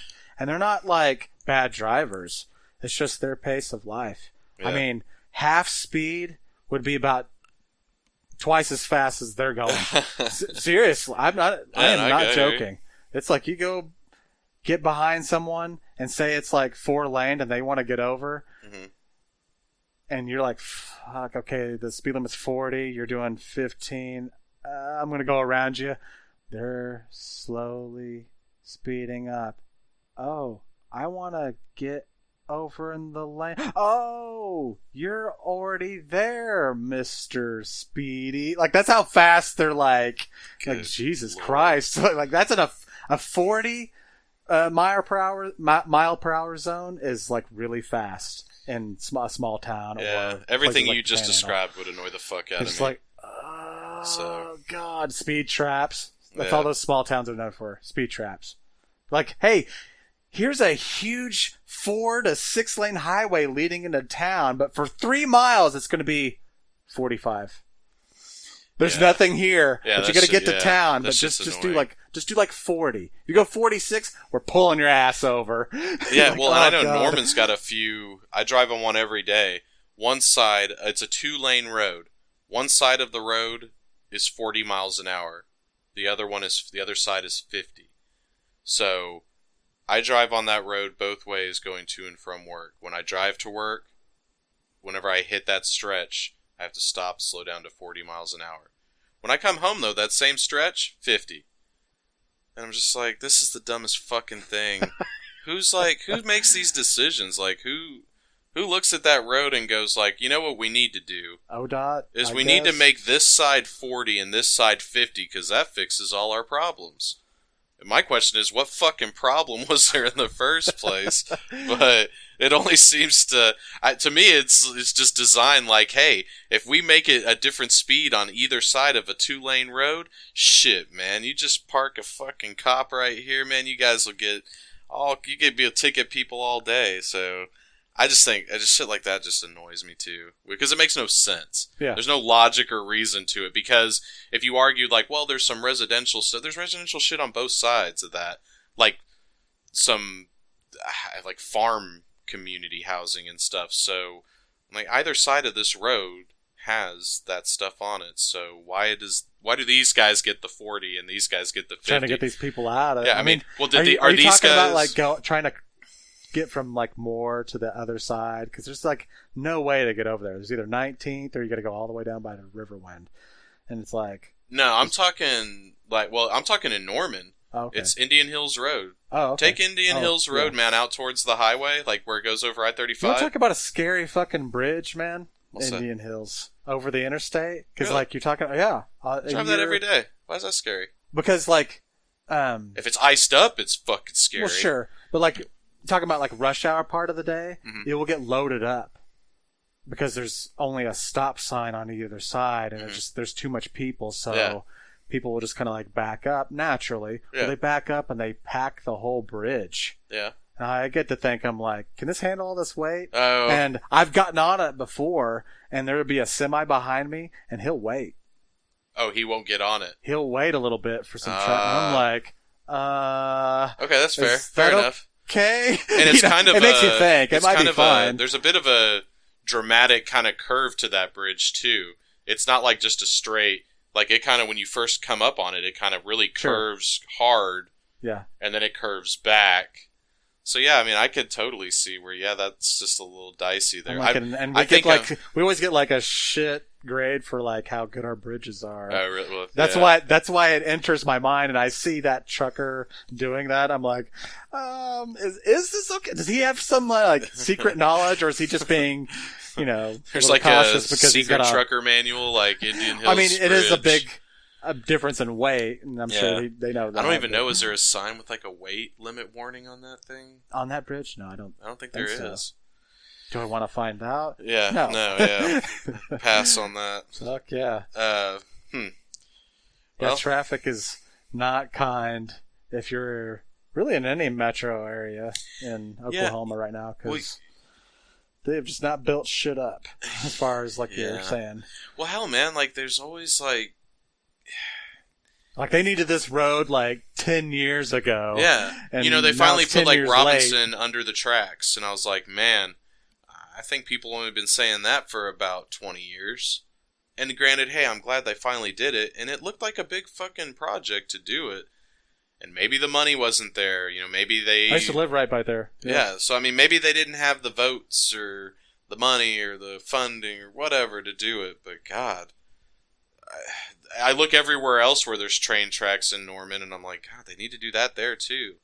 Just that needs to be the standard. Like, we go underneath the fucking train tracks. This whole stopping and waiting for a train to go through. That's how I grew up, man. I know, me too. There were still cabooses on the train. I remember that, like, being a little kid. Yeah, like, I remember it too. Yeah. Hey, when I first got a license and I was driving around, yeah, dude, I remember all that shit. And you ever been to Boise City? No. They got a caboose right there in the center of fucking town. Bam. Oh, really? I don't know why, but... Well, they got that one here in Santa Norman. Fe. They got that one in Norman over by Gray Street, don't they? Isn't there like a train car just sitting there off on the side? I don't... Because I thought, isn't that like where the Heartland Flyer used to or does? Oh, like, yes. Yeah, there's like I think you're right, because that's near the train station. Yeah. Okay. So, I mean, again, right there, Main Street. Still got to stop at the tracks. I don't know. It just seems like, to me, if you're asking me, like, hey, what are some great improvements we can make to Norman? I'd be like, hey, let's not build 5 different libraries in town. Let's put fucking Main Street under the tracks. Shit like that. Yeah, or Lindsay. Yeah, or Lindsay. All the main thoroughfares, let's put those under the tracks. They do that in the city a lot. I know. Just because they've had to. You know. Yeah. You think, like, let's catch up a little bit. It's the same in Edmond. But especially, like I said, if you're a small town, dude, you're sitting there. Yeah, I got you. And it's like, there's only one road in Norman where it doesn't feel like a small town. Which one? Robinson. It's the only one that goes under the damn tracks. Okay. All the other ones, Lindsay, Maine, Boyd, just sit there. Just sit there and watch that monster fucking train take 7-8 minutes or whatever to pass through. And they just, it does it like at all fucking hours of the day too, it seems like. It almost seems like I have a sixth sense for finding myself getting caught by the train. And it happens on Indian Hills too. That one's annoying, especially when you're talking about all that backed up traffic. Well, let a train go through, and that's just going to be even worse. So, because the tracks are right there after you come off that bridge. So, I don't know. Trains are obsolete, dude. We just need to get rid of them. That's what we need to do. Does Elon Musk need to Elon, make some gravity trains? Yeah, we need some underground trains. That's what we need. That's not, I'm talking about like that caboose in Boise City. That's something growing up I never really realized. Like, it's all, like, you draw a straight line from our highway and our train lines, and it goes straight to Chicago. That's what's coming down through there. And that's why I was like, that's why it's the Santa Fe Railway Company. It used to be the Santa Fe Trail through Cimarron County, if you know where that is. You ever been out that far? Negative, Ghost Rider. No. Yeah, you're not missing much. I mean, I go out there and I'm like, this is where the mob is hiding people or bodies or witness protection program or something, because it is that goddamn desolate. Yeah. No. I've driven through. I've made the trip on I-40, I guess I'll say. Well, it was I-40, but the closest I could say to that is anything between Amarillo and Albuquerque. Yeah, that was depressing. But I hated it living there and growing up there, but I kind of like I see it and I'm like, oh, that's home, or like watching like Breaking Bad, because that's in New Mexico, Albuquerque. You see that like shrub and desert looking shit, and I'm like, that's home. Like, I have some kind of calling to it, even though I don't like it. You know what Amarillo and everything west of it and hell east of it, even almost like going back towards the state line, reminds me of thinking back on it is No Country for Old Men.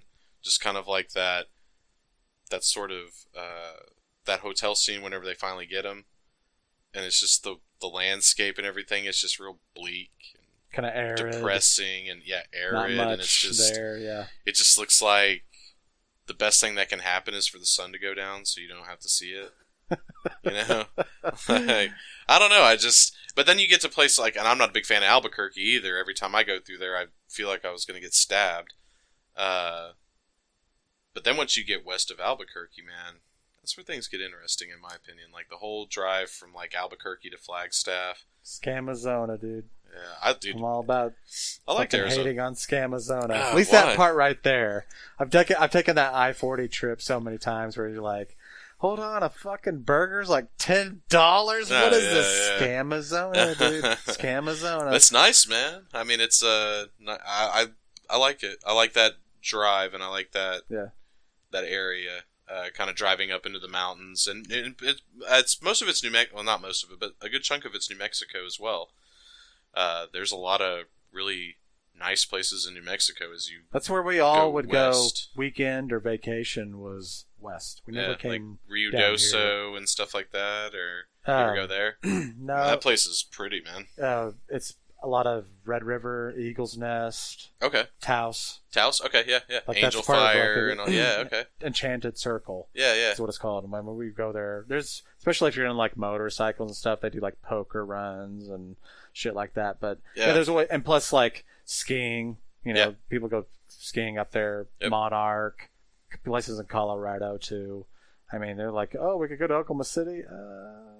You know, like that. We can go skiing, you know, like go to the mountains. Like, gee, that's kind of easy one. You know, we would come down here for, you know, I say down here, like down into the actual main part of the state for maybe family. If we had family down here, that sort of thing.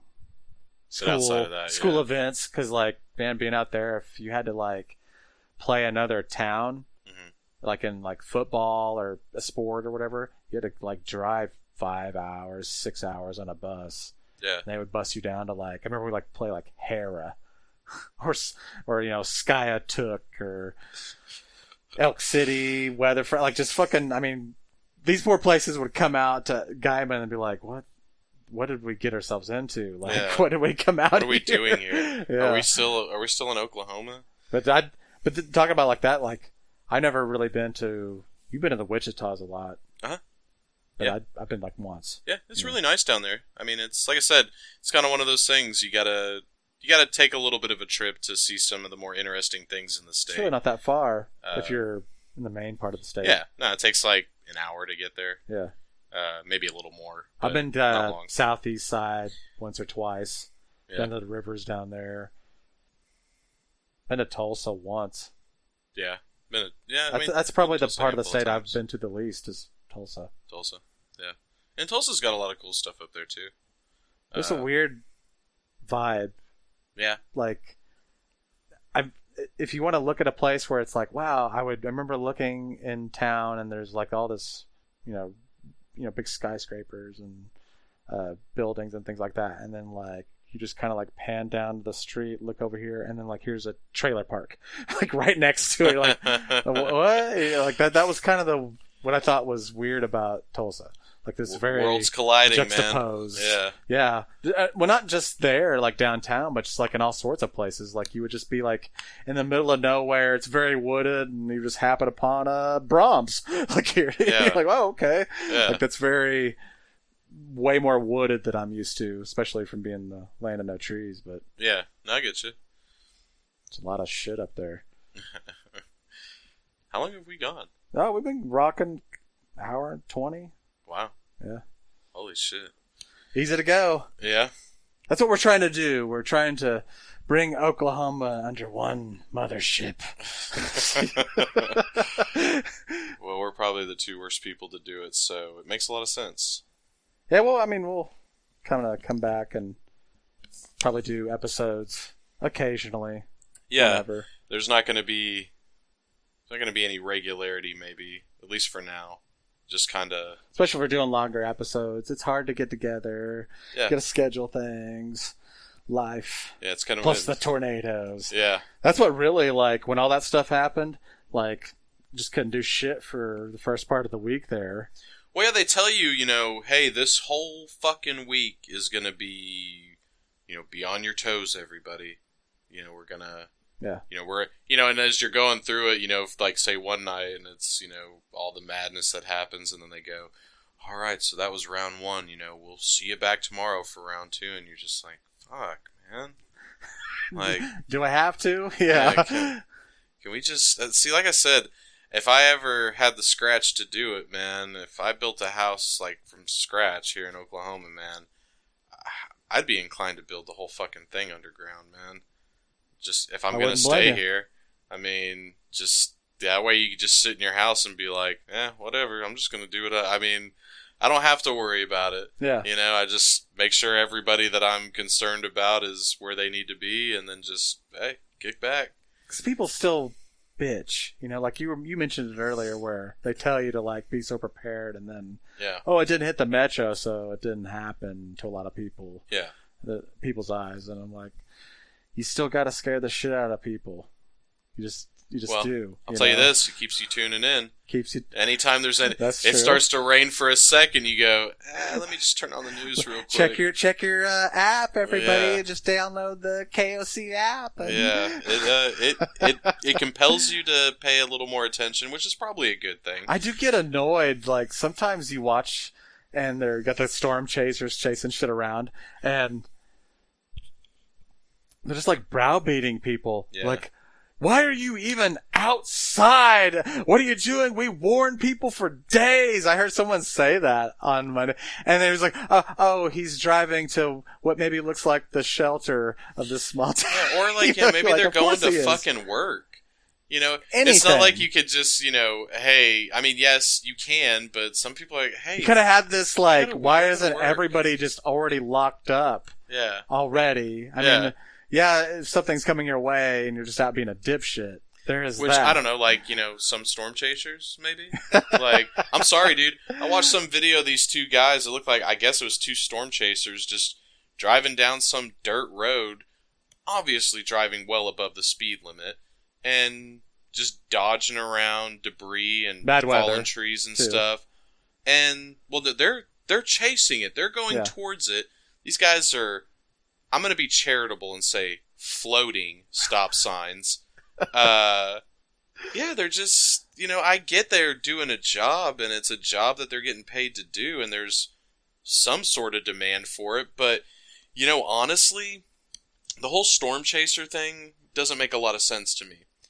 Because I don't understand, they don't really ever add anything to me that is like, oh, well, we wouldn't have done it if you guys hadn't have been there to say, hey, there's a tornado on the ground. Because they're always looking at the radar going, yeah, there's a spin up here. There's a tornado here. I know that I'm not there. I'm looking at it on radar as the meteorologist.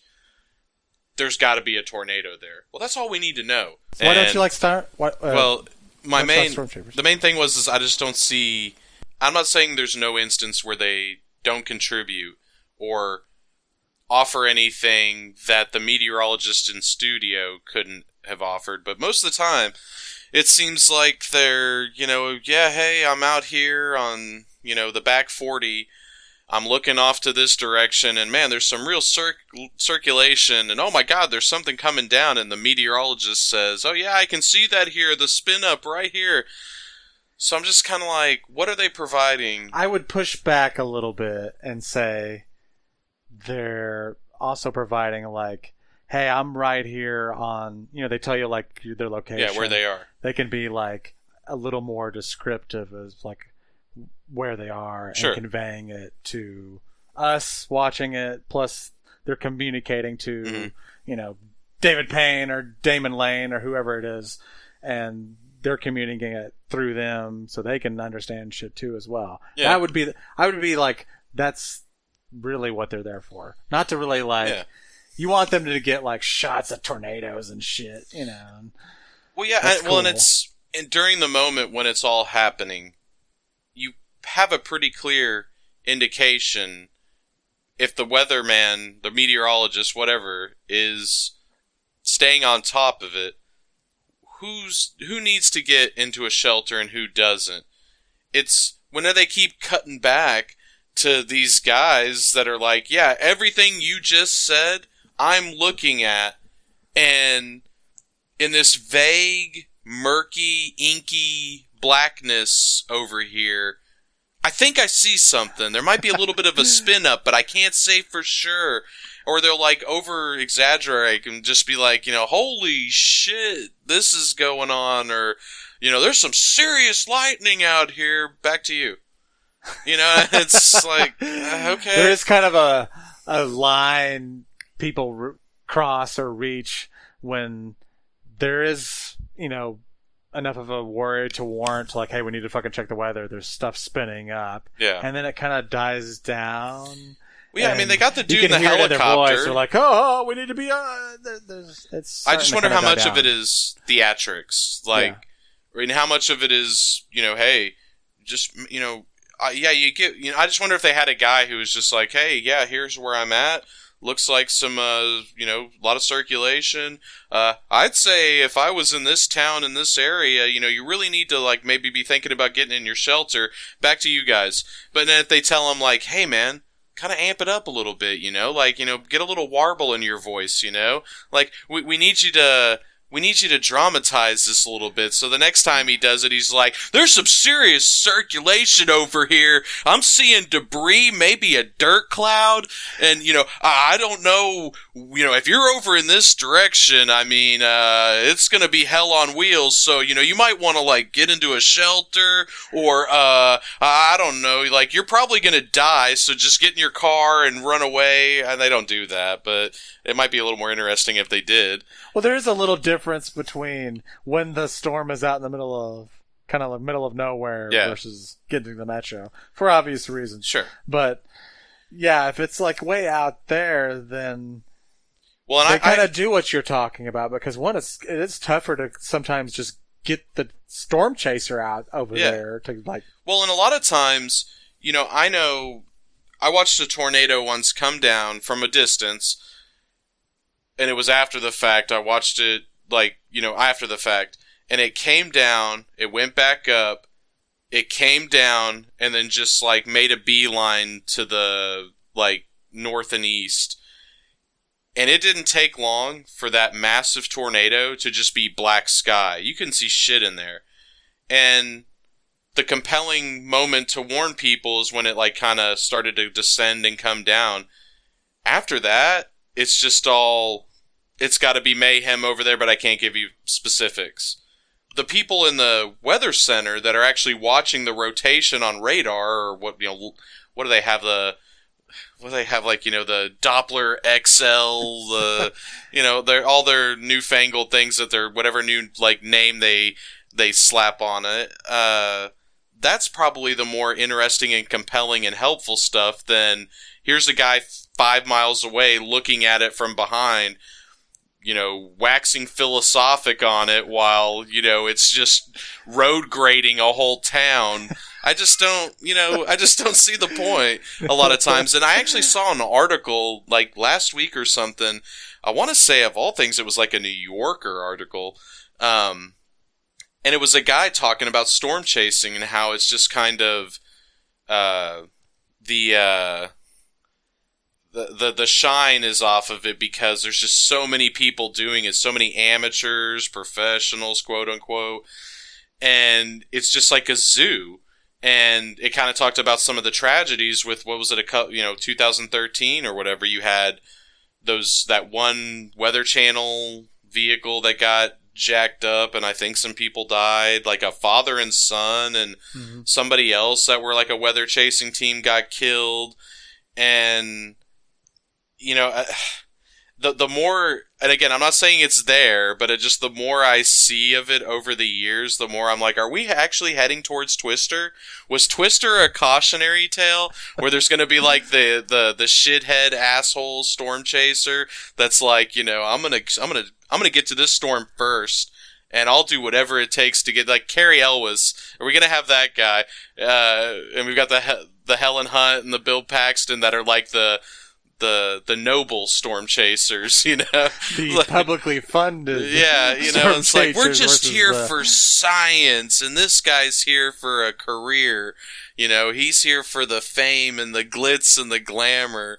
And he's got a lot of money. And it's it's a tornado. Like, I mean, I'm not saying, again, I'm going back to what I said. I'm got my own disclaimer built in, because I could be coming off pretty ignorant on this. I don't know. I'm not saying they don't contribute anything. And I'm not saying there's not any sort of scenario where they could be key in preventing, loss of life. I just don't know that I've seen it yet. I think with whatever those guys in the studio are doing is pretty sufficient whenever they do come to Norman and stop cutting back to El Reno or wherever else and say, hey, you guys need to... The National Weather Service, is here in Norman. And you would think, like I said, I'm coming back to that other shit. You'd think there'd be a little bit more of a... Whenever storms are coming this way, we have the center here. I almost feel like we need our own little radio band or something that you could tune into and just be like, just tell me what's going on in Norman. Or just Norman? Because doesn't the Weather Service have just its own radio thing? They may. I think they do. I don't know what it is. But you're talking about individually for. Yeah, and I know that's probably being selfish or whatever, but sometimes I just feel like there's some people online that will just sit here at the computer and kind of basically watch the weather, like a Twitch stream, and there's one here that charges people for it. Aaron Tuttle. I kind of just stumbled across that guy because people were mainly complaining about him how he was bullshit, and much less why would I pay for? I know I sit here with my laptop on whenever this stuff's going on, and I just every couple of minutes refresh AccuWeather, their weather radar, because half the time, there's a line of storms from the northern part of the state all the way down to the border. It's all the way down to the river. Hell, probably down and even into Texas. And they're focused on different areas, and I understand things that they identify as more severe or more possible. But it seems to take so long for them to gravitate down and be like, oh, and hey, you guys in Norman, right now, it's still just looking like a severe thunderstorm. But you don't know, because they're screaming and yelling and freaking out about stuff that's 20 miles north. And you're like, holy shit. Well, I know we're about to get this whole string. What's our part of the string look like? Yeah. And it takes them a while to get there. And in between all that, they're cutting back to places that already got hit. They're cutting to these storm chasers who, a lot of the times, they're just talking, and there's just kind of it's words to just fill in the time as they're driving, and they kind of take this oblique look off over to the west and get go 60 cam and turn it over and look over that way towards the sky. Yeah, and you can say you can see this vague weather system, and whenever they cut back to the studio, they actually have everything color-coded and everything, and you're like, okay, so right now we're in the green. The red and the purple's going to hit us here in 10-15 minutes. So, I don't know. I just feel like... You kind of bring up a good point, because this year or round, or whatever you want to look at it with the weather, they had something, what was it, like a PDS tornado event? What the hell does that mean? Or I can't remember now, but it was a public display of savagery. That's what that sounds like. I want to say it's pretty darn big tornado. Oh. But it was basically just another acronym instead of the fucking F, confuse 1, 2, people. 3, 4, 5, I know it means something, and I know there's a point behind why you made that up. Yeah, but you're just confused. I couldn't even remember it. You're just adding more jargon to the lexicon of storms. And Joe Blow is just like, what does that mean? Please. Well, I know, and I had a friend who was, I was like, hey, dude, he wasn't paying attention to things, and I was like, hey, they're saying, your area is about to get hit. And he was like, oh, shit, hey, thanks. And went in his shelter, and he was like, hey, can you let me know if they say, I can come out? And... because he couldn't get, I guess it was hard to get reception down there, and so I finally texted him back, and I guess it got to him, and I was like, yeah, hey, I think you're good, finally, and it was just, that's the thing that people are most concerned about in all this, and again, I don't know if these storm chasers meteorologists?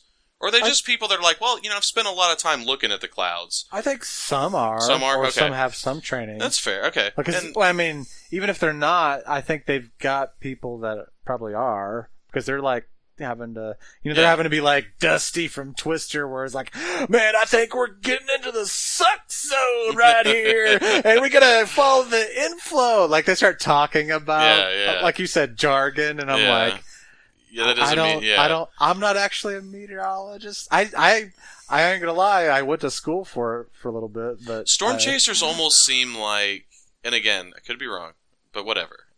Storm Chasers almost seem like a quaint callback to where we started, because we didn't used to have all this shit like, Doppler and radar and all this. And drones. And... Yeah, I mean, just the ability to look at these storms from orbit. Yeah, because that's what the radar and hundreds of miles away and that sort of thing. We didn't have the ability to do these things, so it had to be just, the eye test. Yeah. And it seems like... the game of telephone, like, hey, there's a tornado. And so it seems like we have this technology, we've advanced to where we can identify, spot... I don't want to use the word predict, anticipate tornadoes in certain types of storm systems and stuff like that. But we still have, like, hey, here's all this super high-tech stuff. We've spent God knows how much money on it. But let's go to the low-tech, let's get the low-tech second opinion. And it's, I'm driving out here and I see this giant thunderhead and it's kind of circulating and I concur. It's like, okay, well, thanks for your input.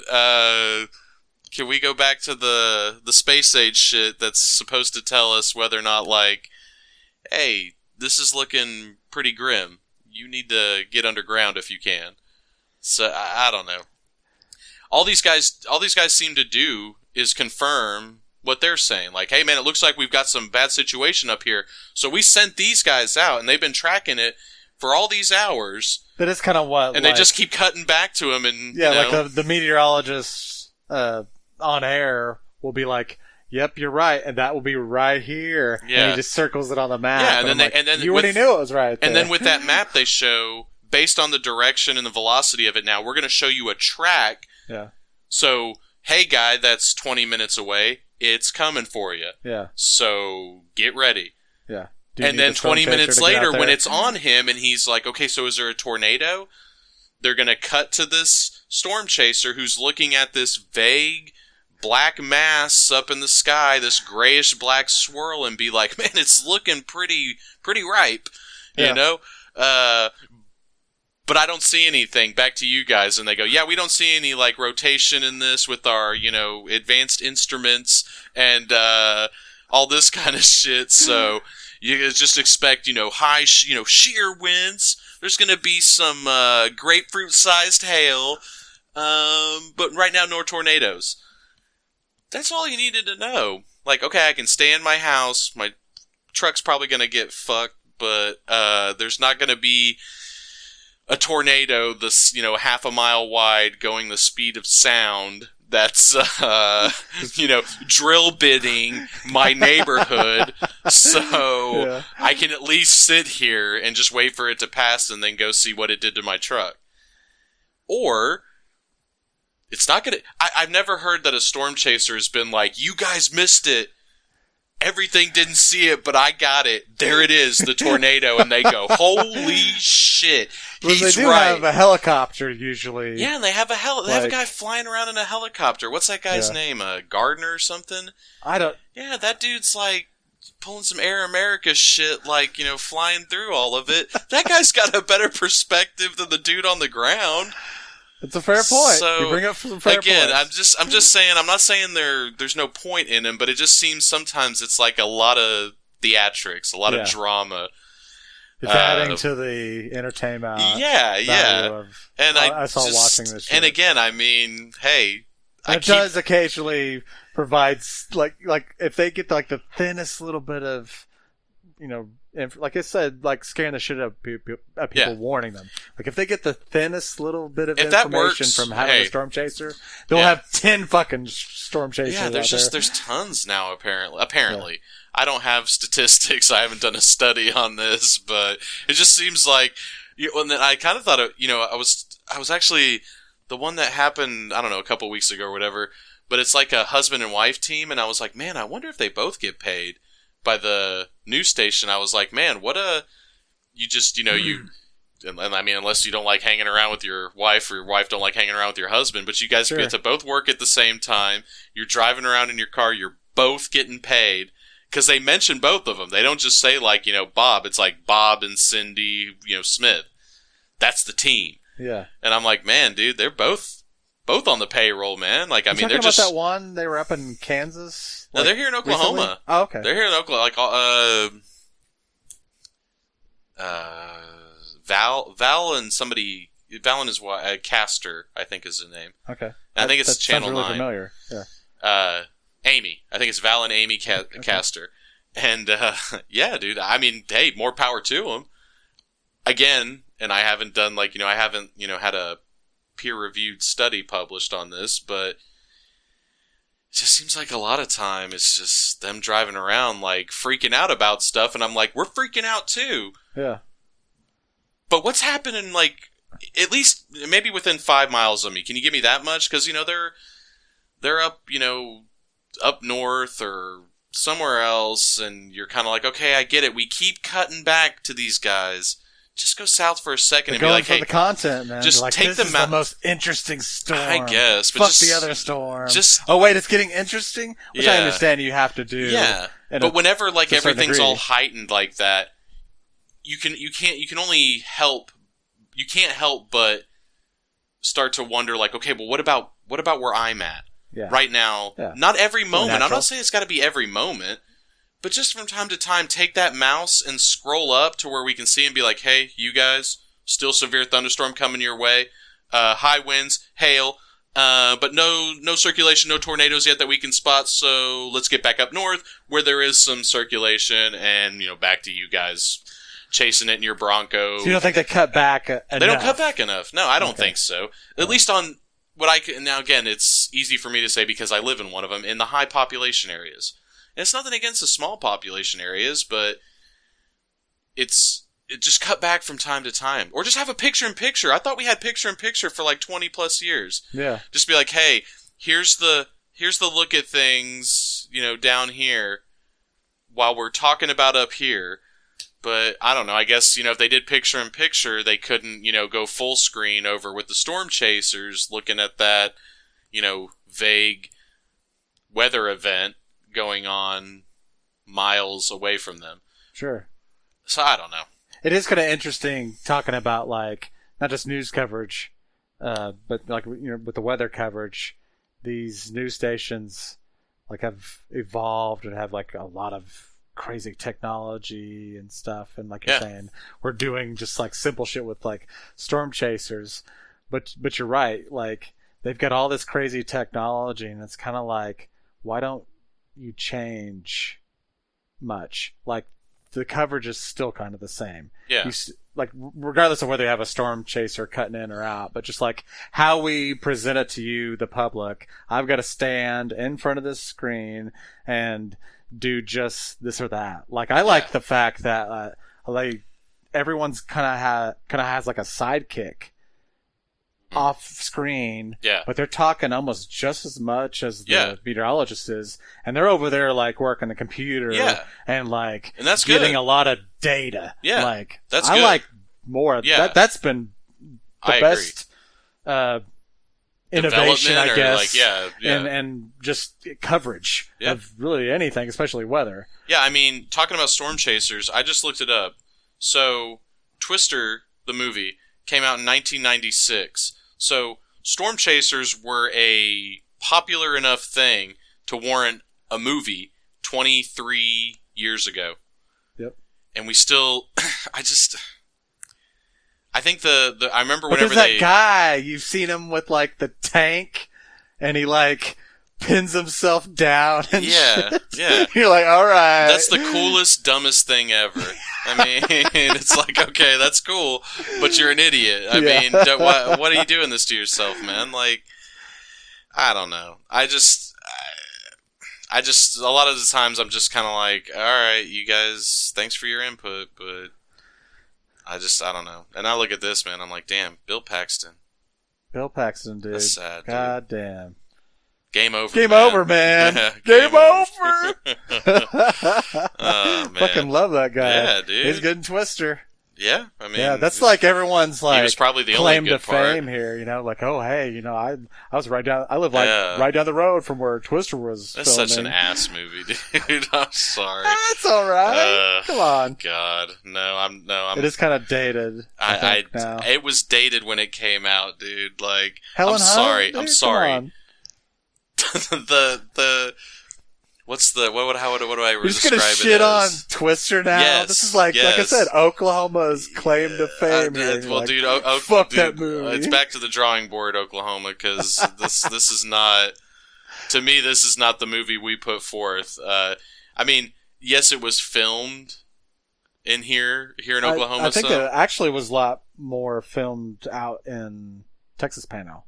Oh, okay. More like where I'm I remember from. hearing like about a casting call here in the area. I always hear they shot down by Maysville. Uh-huh. You know, so if you've ever talked to anyone Purcell and that type of area, they know all about that shit because you know they were there, like with the film crew, looking through the camera as they shot that movie with them. You know, You're right? Yeah, Twister to me seems like a movie that, in a way, it's kind of like the Roadhouse of like natural disaster movies. I'll watch it if it's on, but not because it's like, man, here's a prime piece of cinema. No, it's like, hey, there's a funny part where they have a cow like fly through the air and it moves right into the camera, and you're like, and hey, just to show, you know, if you're gonna survive a tornado, but you got nowhere to go. But there's a foundation and some pipe that goes into that foundation, and if you've got a leather belt, you're gonna get fucking killed. You should. But if you're Bill Paxton, you can, you know, wrap it around that pipe. You can grab Helen Hunt and hold on while the tornado passes over you, and you know, a million pieces of like splintered wood don't like, you know, turn you into grated cheese. Funny side note, I had a friend who his wife was like home alone, and just it's one of those like situations where everyone's like just they don't kind of like having to deal with her just as a person, not like, of course we try and keep her safe and that type of thing. Yeah. But he told her like there's a tornado coming. She was alone and he was at work, and he's like, get in the dryer. You're like, what? I don't know about that one. Was he trying to get rid of her? Like, you're like, Jesus. Okay. Yeah, I don't know about that one. That's an interesting Indiana Jones. Yeah, I was about to say, yeah. Which, there. hey, you know, you would, it would work all but for the fact that whenever the tornado picked it up and threw it 8 miles, you would, whenever they opened it up, you would just be liquefied. So you need to right now just go and just secure your dryer to the foundation of your home. Bolt it to the foundation. just cement up around it, like, you know, make it meld with it. And if it's just, you know, one of those dire situations, just dive in. Just get in the dryer. Just put it on the low setting. Yeah, the tornado will make sure it hits the ultra setting. I just couldn't believe that. Like, oh, I could think of a lot better things to do. Yeah.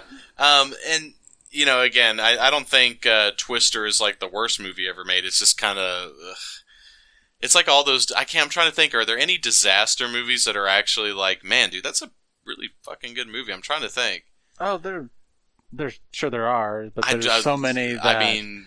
None jump out that to end me. Up being like just corny. Exactly, and that's what this is. Stupid. This is part of the pack, dude. Day After Tomorrow, same shit. Yeah, that's a bad dude. one. Armageddon, cheesy. Deep Impact, cheesy. You don't want to miss a thing, dude. Yeah, I wanted to miss that movie. Crying. Oh. I wanted to miss that movie, dude. That's what I wanted to miss. Oh, I miss him. Yeah, no. Ben Affleck. God. That was like the awkward part of his, not awkward, but just the cringy part of his fame for me, because it was just a lot of bad movies, And then actually now though, I mean, I hear Ben Affleck's gonna like direct a movie or be in a movie. I'm interested. I mean, he's directed before. Yeah, right? he did Argo. Argo was good, but I don't even think that's his best. There's a few. Gone Baby Gone's really good. I haven't seen it. The Town, two really good movies, and stuff that he's been in recently that he didn't direct. Man, The Accountant, that was a really good movie. Good action movie. And I mean, as much as Justice League was terrible, but that Batman vs Superman, I was fine with him as Batman. I thought that whole fight scene in the warehouse in Batman vs Superman was pretty top notch. What did you think about? Did you see Matt Damon was here for like a minute? Here in Oklahoma? Yeah, like this was yesterday, a couple days ago. Did his plane have an emergency landing? Is that like what other reason would he be here? I don't know why he specifically was here, but I just saw everyone cashing in on it. You know, like he almost stayed here was the one like Matt Damon buys a sandwich in Oklahoma.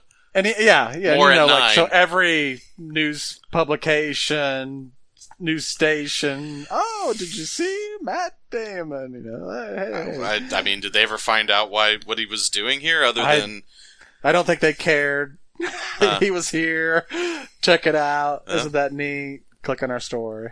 You know. We barely knew him, and he's already left. Probably. Bye. Yeah. See him next time. Whenever it's I like Matt Damon. I like Matt Damon too. Yeah. As far as as an actor and stuff, and he's made a lot of good movies. And everybody makes turds just about. But Ben Affleck made a whole bunch early in his career, man. Like Daredevil was terrible. Yeah. He butchered. What was that movie? Paycheck. And I think it's a Philip K. Dick story, which makes it even worse because I love that dude's short stories.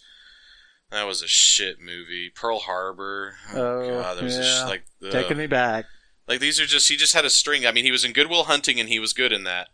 And then he got famous, and it was, hell, the best movies he made, were probably, Mallrats was good. Chasing Amy. Yeah, so he's so cringy in that. But it's still a funny movie. Yeah, it's like a good movie, but you're right, he is kind of cringy in that. But he had a handful of good movies, and then he just had this stretch of just utter garbage. And then recently, though, last 7, 8, 9 years, he's made a lot of good stuff. So I don't dislike him. I think I wish he was still playing Batman, man. Like, I kind of do too. Have you heard who they cast as Batman? Yep. Yeah. So dark days ahead. Not in a good way. Not a good way. Ben Affleck. Yeah, but dude, at least I could say, dude, Ben Affleck's shown that he has chops, and he kind of looks the part. He's a big dude. He looks imposing if he wants to, but now we've got, I do have it on source from women where they're talking about, I think it's Batman versus Superman, and he's like doing that training montage. Yeah. And they're like, that's fucking hot. I never thought Ben Affleck was hot, but they show him like flipping a tire over, and he's like, just getting ready for Superman. Yeah, which that should have fucking helped. Whatever, you need to be like mining kryptonite. Like, it doesn't matter how many tires you flip over, dude. Well, I mean, he did. I know, but the whole tire flipping thing, enough. like, hey, dude, if Superman's coming, you better make sure you kind of don't skip leg day. It's like, no, dude, get some fucking kryptonite, man. You can be a fucking beanpole. It's like, no, I need more reps. Yeah, I mean, I guess in the end, he beat his ass, but it was with kryptonite. It wasn't the fact that he was like flipping tires over. But yeah, when I heard Ben Affleck was going to be Batman, I wasn't like, oh my God, this is so dumb. I was kind of like, all right, I'm curious to see it. I hear this dude, I can't remember his name, it's the Twilight guy. I hear he's going to... Robert Pattinson, yeah. I hear he's going to be Batman, and I'm like, I'll reserve I always wait, like, okay, this seems really bad, like a terrible idea, but let me see a trailer. I don't want to see a ton of trailers, because I hate that movies do that shit now, where by the time the movie comes out, you feel like you've seen it over the course of 4 or 5-minute trailers. But show me a trailer and we'll see. I just want to hear him say, I'm Batman once. I want to see him in the suit. And then I'll be like, then I'll render my judgment right there as to whether or not it's going to be a terrible fucking movie or not. I'm willing to put forth a little money right now to say preemptively, sight unseen, it's going to be a terrible fucking movie. You just don't want it? Well, I just don't want nothing to do with that. I just don't think he doesn't, as somebody who's read Batman comics, is a fan of Batman, he doesn't strike me in any way, shape, or form as Batman. There's nothing about him that I'm like, okay, he has the physical characteristics, but does he have the chops to kind of play the character? I don't know in his case. I don't know. But I know for sure he doesn't have the physical appearance. It's kind of like whenever... and I've been wrong before about stuff like this. Jack Reacher, when Tom Cruise, he's gonna play Jack Reacher. I've read 6 or 7 of the Reacher novels. Jack Reacher is like 6'6", like 230. He's built like a fucking linebacker. He's huge, and one of the cool, not to say cool, but it's just one of the elements, and it is cool. But people just think that he's an oaf, but he's actually really clever and really smart. Well, then you have a fucking midget play him, and Tom Cruise, he's like 5.5 feet tall, and he doesn't have that, because Jack Reacher in the books, there's a physical presence to him. He's a bruiser, and Tom Cruise it just doesn't come off as that at all. And nothing against Tom Cruise, but it's just this kind of, there's a physical component to that character. Now, Tom Cruise, I really like the first Jack Reacher movie. He nailed a lot of the kind of characters' mannerisms and the way he talks, and he's really quick and witty and clever. And he nailed that, but at the same time, even as I enjoyed the movie, he's just not Jack Reacher. He's Tom Cruise as a Jack Reacher-esque character. And the second Jack Reacher movie was shit, but whatever. Like you said, the character's very, like, it's similar enough. Yeah. And I hear they're rebooting the series. So I'm curious to, I remember whenever I first heard that they were going to make a Jack Reacher movie, the first guy that came to my mind was, man, I think Liev Schreiber would be badass as Jack Reacher. He's a big dude. That guy's like 6'4", 6'5". He bulks up a little bit maybe if he needs to. I don't know. Maybe he was bulked up already. Just kind of, put some muscle on him. And yeah, that dude would make an amazing Jack Reacher. But instead we got... And he's got a badass show where he's like a Yeah, I haven't fixer. seen that show. Ray Donovan? Yeah, I haven't seen that. Here it's good. It's really good. Yeah, I just never seen it. So then I hear, we're going to get this Pattinson dude. This Batman, and I'm just like... I'm like, hey, again, I'll reserve final judgment until I see a trailer, but I'm just saying, barring some heavy use of CGI and, like a stand-in for his voice lines maybe, I'm just not seeing it. I'm not seeing where they're going with it, unless they want to go, well, let's go away from this whole Dark Knight thing and make him more of a emotional, sympathetic. Let's take the lightning in a bottle that was Twilight and try to strain it through into the Batsuit. If that's what they're going for, I'm sure they're going to sell a lot of tickets. It's just probably not going to be to a lot of comic book fans. That was lightning in a bottle? It made a fuck ton of money. I don't think it was. I tried to. I've watched a couple of them. Might have been forced to, but it was sufficient. It was sufficient. It was effective torture. It worked. But no, I didn't really care for him. But hey, it's just not my bag. I kind of saw the writing on the wall who this was mostly written for.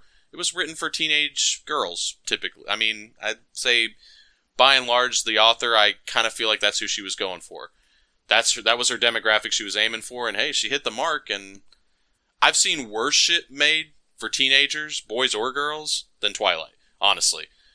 As sappy and kind of lame as I thought Twilight was, there's been way fucking worse. Yeah. So I don't begrudge Twilight necessarily. I just fucking avoided it when I could. Sometimes, the inexorable happens, and you have to watch it, and you just, grit your teeth and suffer through it. Either way, there was nothing about that dude in Twilight, unless that dude's radically changed since then. And I'm not part of the fan club anymore, so I don't get the letters. So I just don't see how anybody looked at that guy and said, "There's our next Batman." That's him. That's the Dark Knight right there. That's how we're gonna move on from everything we've had and go to that. I mean, it's a bold move. I'll give him that, I guess. Yeah. I mean, I just think it's boldly dumb. You just have to see, and I told you I watched Aquaman recently. Yeah. Which, strangely, is like, it has a really good rating. I heard, like, it was one of those, you hear, like, things about movies where it's like, oh, it's actually pretty good. Like, not just like, oh, yeah, it's a good movie. Like, oh, it's better than most. Like, that kind of implication and how they say it. Yeah.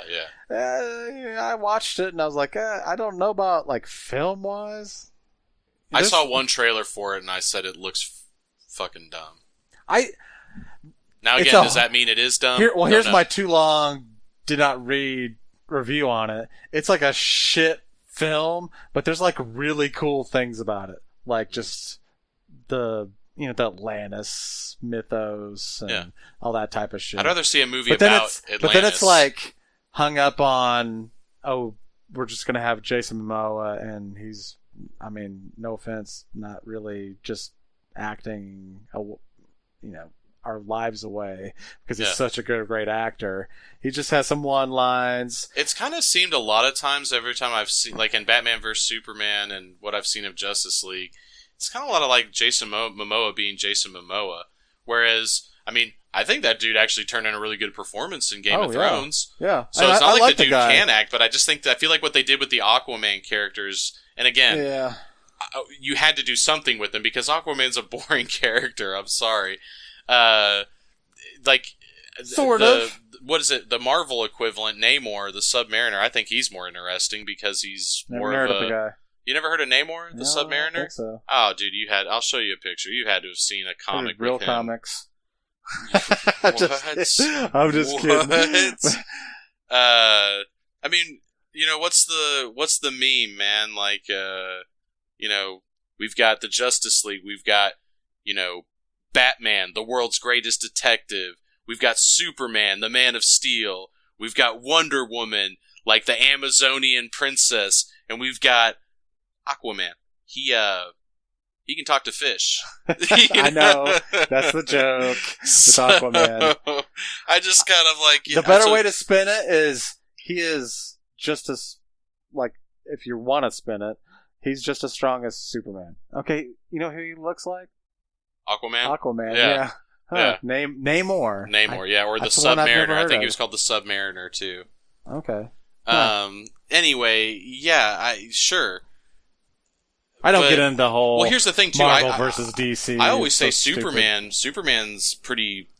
I think he's tough to make a movie for, too, because you almost always have to have the same conveniences, the convenient mechanisms. Like, okay, we've got to have some kryptonite, because if we're going to have any sort of drama, Superman, I mean, got to have some kryptonite in there to weaken him.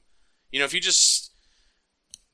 I don't know, he's almost too powerful to make an interesting movie. I think there's a big problem with Superman versus Batman. There's a big problem where, like, we don't want Superman doing the wrong thing. Like, that's what... I think that's what holds a lot of Justice League back, being, like, sold to a main audience, is... Yeah, a lot of Justice League's Superman is wrong. Yeah. Superman is not the go-to guy here. Superman is wanting to do this right thing, but we might actually need to do something else because that will further the cause of their mission in that episode. Well, I mean, in the whole... talking about a TV show. The whole reason for the conflict makes sense from Batman's perspective, and it probably would for almost anybody else's, is... Yeah, the guy's not an evil person, but whenever people like him come to fight him, the toll on human life is catastrophic. Yeah. Which is kind of what they kind of retconned the end of Man of Steel to say one of the buildings when he was fighting General Zod was like a Bruce Wayne corporate building, and that's why Bruce Wayne had a personal investment in what happened. And Yeah, I mean, it almost makes like the nicest thing Superman could do for Earth is to leave. It's kind of like Superman is that bar, especially for DC superheroes, where you're saying he's not boring, but he can be very boring. But like, in my opinion, I think he can. Oh yeah, he can be, and that's what I'm saying. He is what he is, and then you have like all these other superheroes who are like, what's the point of him? Like Wonder Woman, or Aquaman. Mm-hmm. What's the point of those? Well, I mean, here's they're the thing actually about Wonder Woman. They are basically Superman, but like Aquaman, he can't fly. Yeah. Or Wonder Woman, she's just a female version, and she's got her other history and mythos and backstory. Yeah. But here's the thing about Superman. What are his flaws? He's too much of a Boy Scout. Well, why is that a bad thing? In the end, I think cool about Justice League. Thematically, you point that out on purpose. Like, why would that be a bad thing? Well, I don't think they really established that. Oh, I think yeah. Well, not in the movie. The real reason they don't want to thematically say what it is because thematically, it's boring. It's because Batman is a tortured soul. Mm-hmm. Wonder Woman, for all the powers that she has, she can still be killed. Mm-hmm. You know, she has to use her armbands to block bullets. You know, bullets will hurt her. You know, and she's torn between, I come from this, you know, like island of, you know, only women and, you know, Amazonian, you know, princesses and stuff, and I'm thrust into the modern world of mankind, and almost like a person out of time, their own time. They're in some strange new place, and you know, Aquaman, I don't know, he talks to fish. I don't know, dude. Like, I don't know what his flaws are. But there's something where you can ascribe some sort of, you can identify with certain struggles they have. Superman's struggles are, mankind is fucking crazy. Yeah. Like, I'm not. They're fucking nuts. Even they're good guys. I'm their babysitter. Yeah, and it's just boring. And so, like I said, some of the coolest stuff with Superman has to do with Superman losing his powers, like the Kingdom Come series in DC, the Death of Superman. Oh, that's one of the greatest. Yeah, so I mean, Zod or what's the Brainiac? Yeah. Oh yeah. Like you have to give this like fuck off level villain to challenge Superman. And so I just think a lot of times it's boring. I mean, maybe I'm probably in the minority here. All the Superman movies are boring to me. What? All of them. You just don't want nothing to do with them. I don't care. I'm kind of the opposite. Like Captain America, Mm-hmm. he's kind of a boring character in a way, and especially dated to a degree. But I just fucking like that. I'm biased towards it. I love Captain America with Superman. But you know what Captain America has? Flaws. He's a guy from a bygone era trying to adjust to the fact that he was on ice for 70 years. So wherever he goes, he's always behind the curve socially. He has this sort of, that's not skewed, but he has that wholesome Boy Scout, you know, kind of attitude. But he also is, Captain America can get mad and hurt somebody and not have to worry about, like, Superman is always like, well, I can't, if I get too mad, I mean, I'll punch somebody and they'll fucking explode. Yeah. You know what I mean? There's like, you can't ever, well, let's show Captain America enraged. Okay, you can do that and still retain him being a good guy.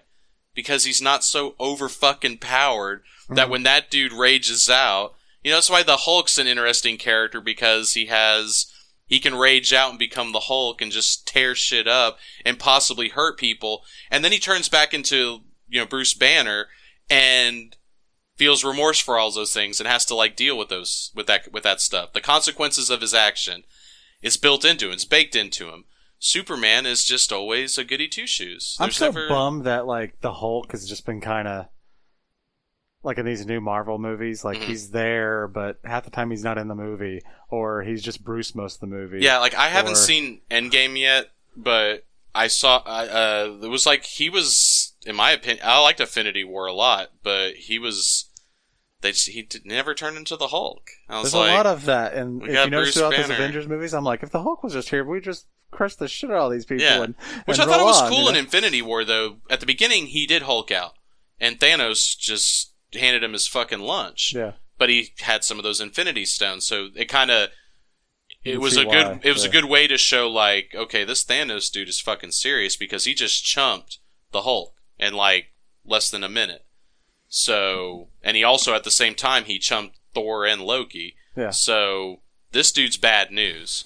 So I thought that was a good way to show that, but their response from the Hulk is the Hulk, I guess, just was sullen and like, I'm not coming out anymore. I'm upset. It was kind of interesting. I heard someone, like, I watched it. I didn't go to the movie and see it, but let's just say I watched it. It can happen.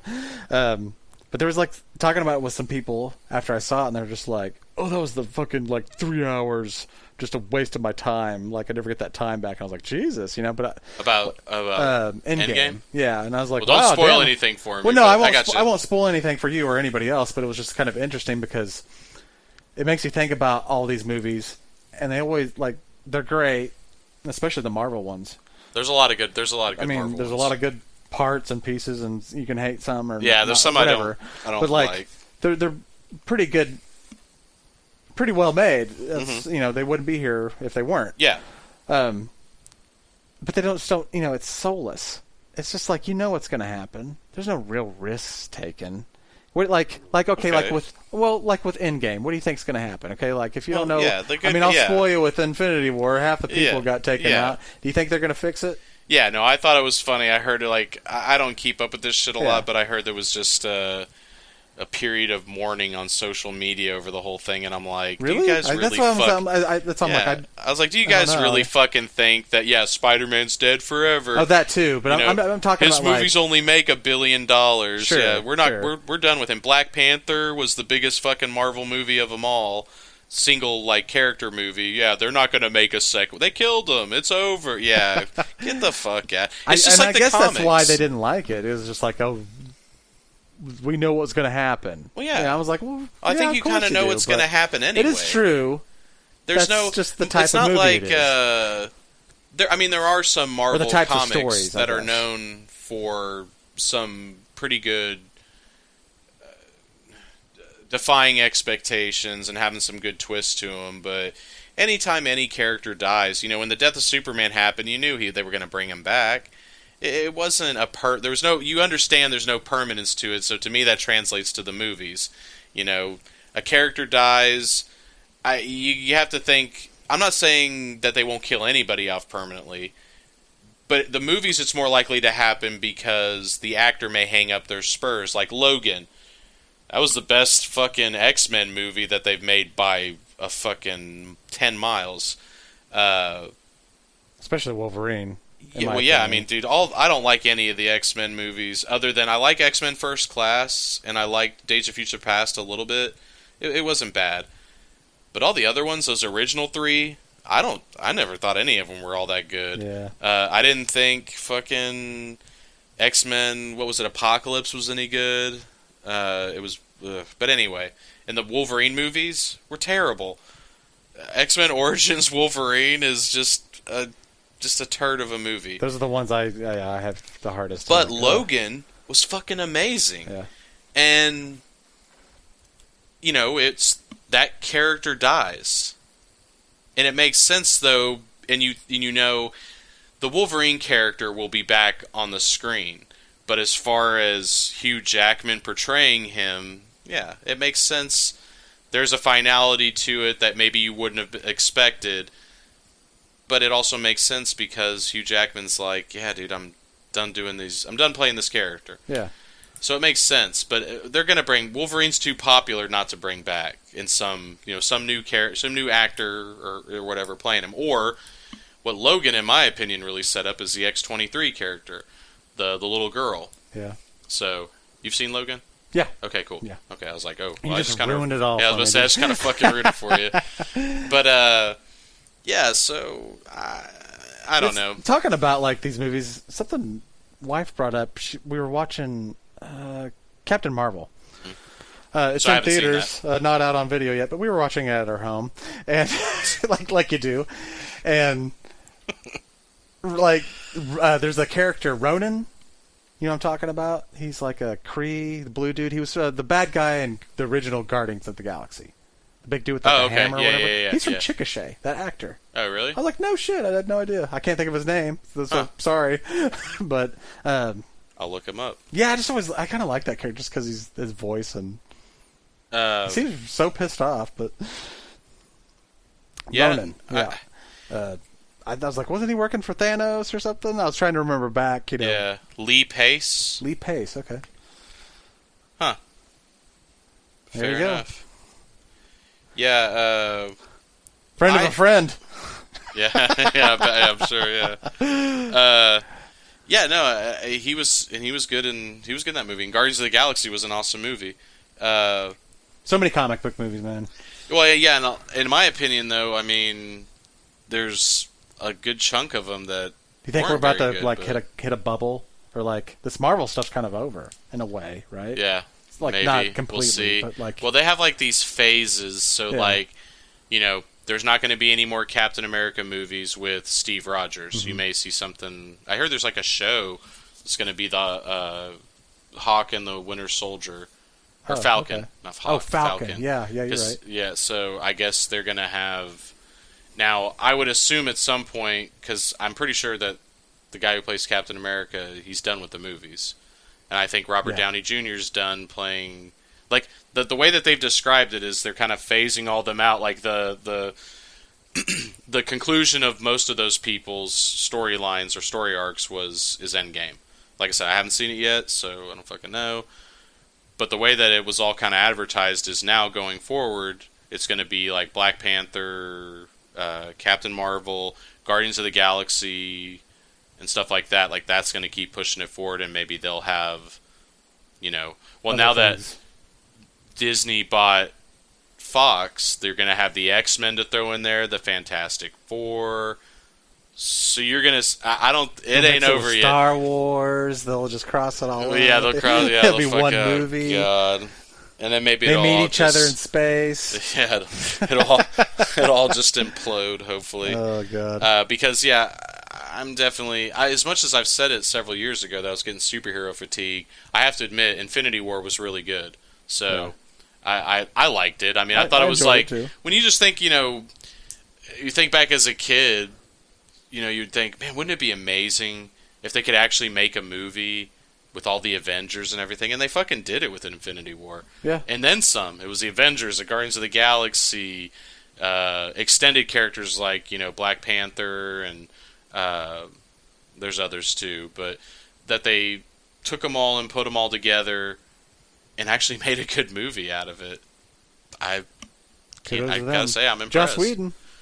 Well, not in Infinity War. No, but I mean, like when they started. Yeah, the original Avengers. Yeah. Yeah. I mean, they've done well. They've done well, and but I do think there's an expiration date on it, at least for a time. Like, in my opinion, after they released this last Star Wars movie, speaking of the Rise of Skywalker coming out later this year, if I were them, I'd put Star Wars on ice for 5 to 10 years. Just leave it alone. But there's so much money. I don't know. I think you run the risk of. In a way, I think they've already done a lot of damage to the Star Wars property. That's my opinion, but whatever. It's its own podcast. Yeah, I just think personally, if it were me, I understand. There's money to make other places with Star Wars. If I were Disney, I'd say, hey, as far as the movies go, we put this on ice for 5 years, and we start making go after the video game market, man, because people have been dying for Knights of the Old Republic 3, some sort of another Jedi Knight game. There's tons of money to be made there. Just kind of came out Fallen. Yeah, I don't know if it's out yet. The Fallen Order. Maybe. Yeah, okay. Yeah, I don't know if that's out yet. It may be. I'm not sure. Not up with the times. Yeah, I would just stay away from the movies for a time because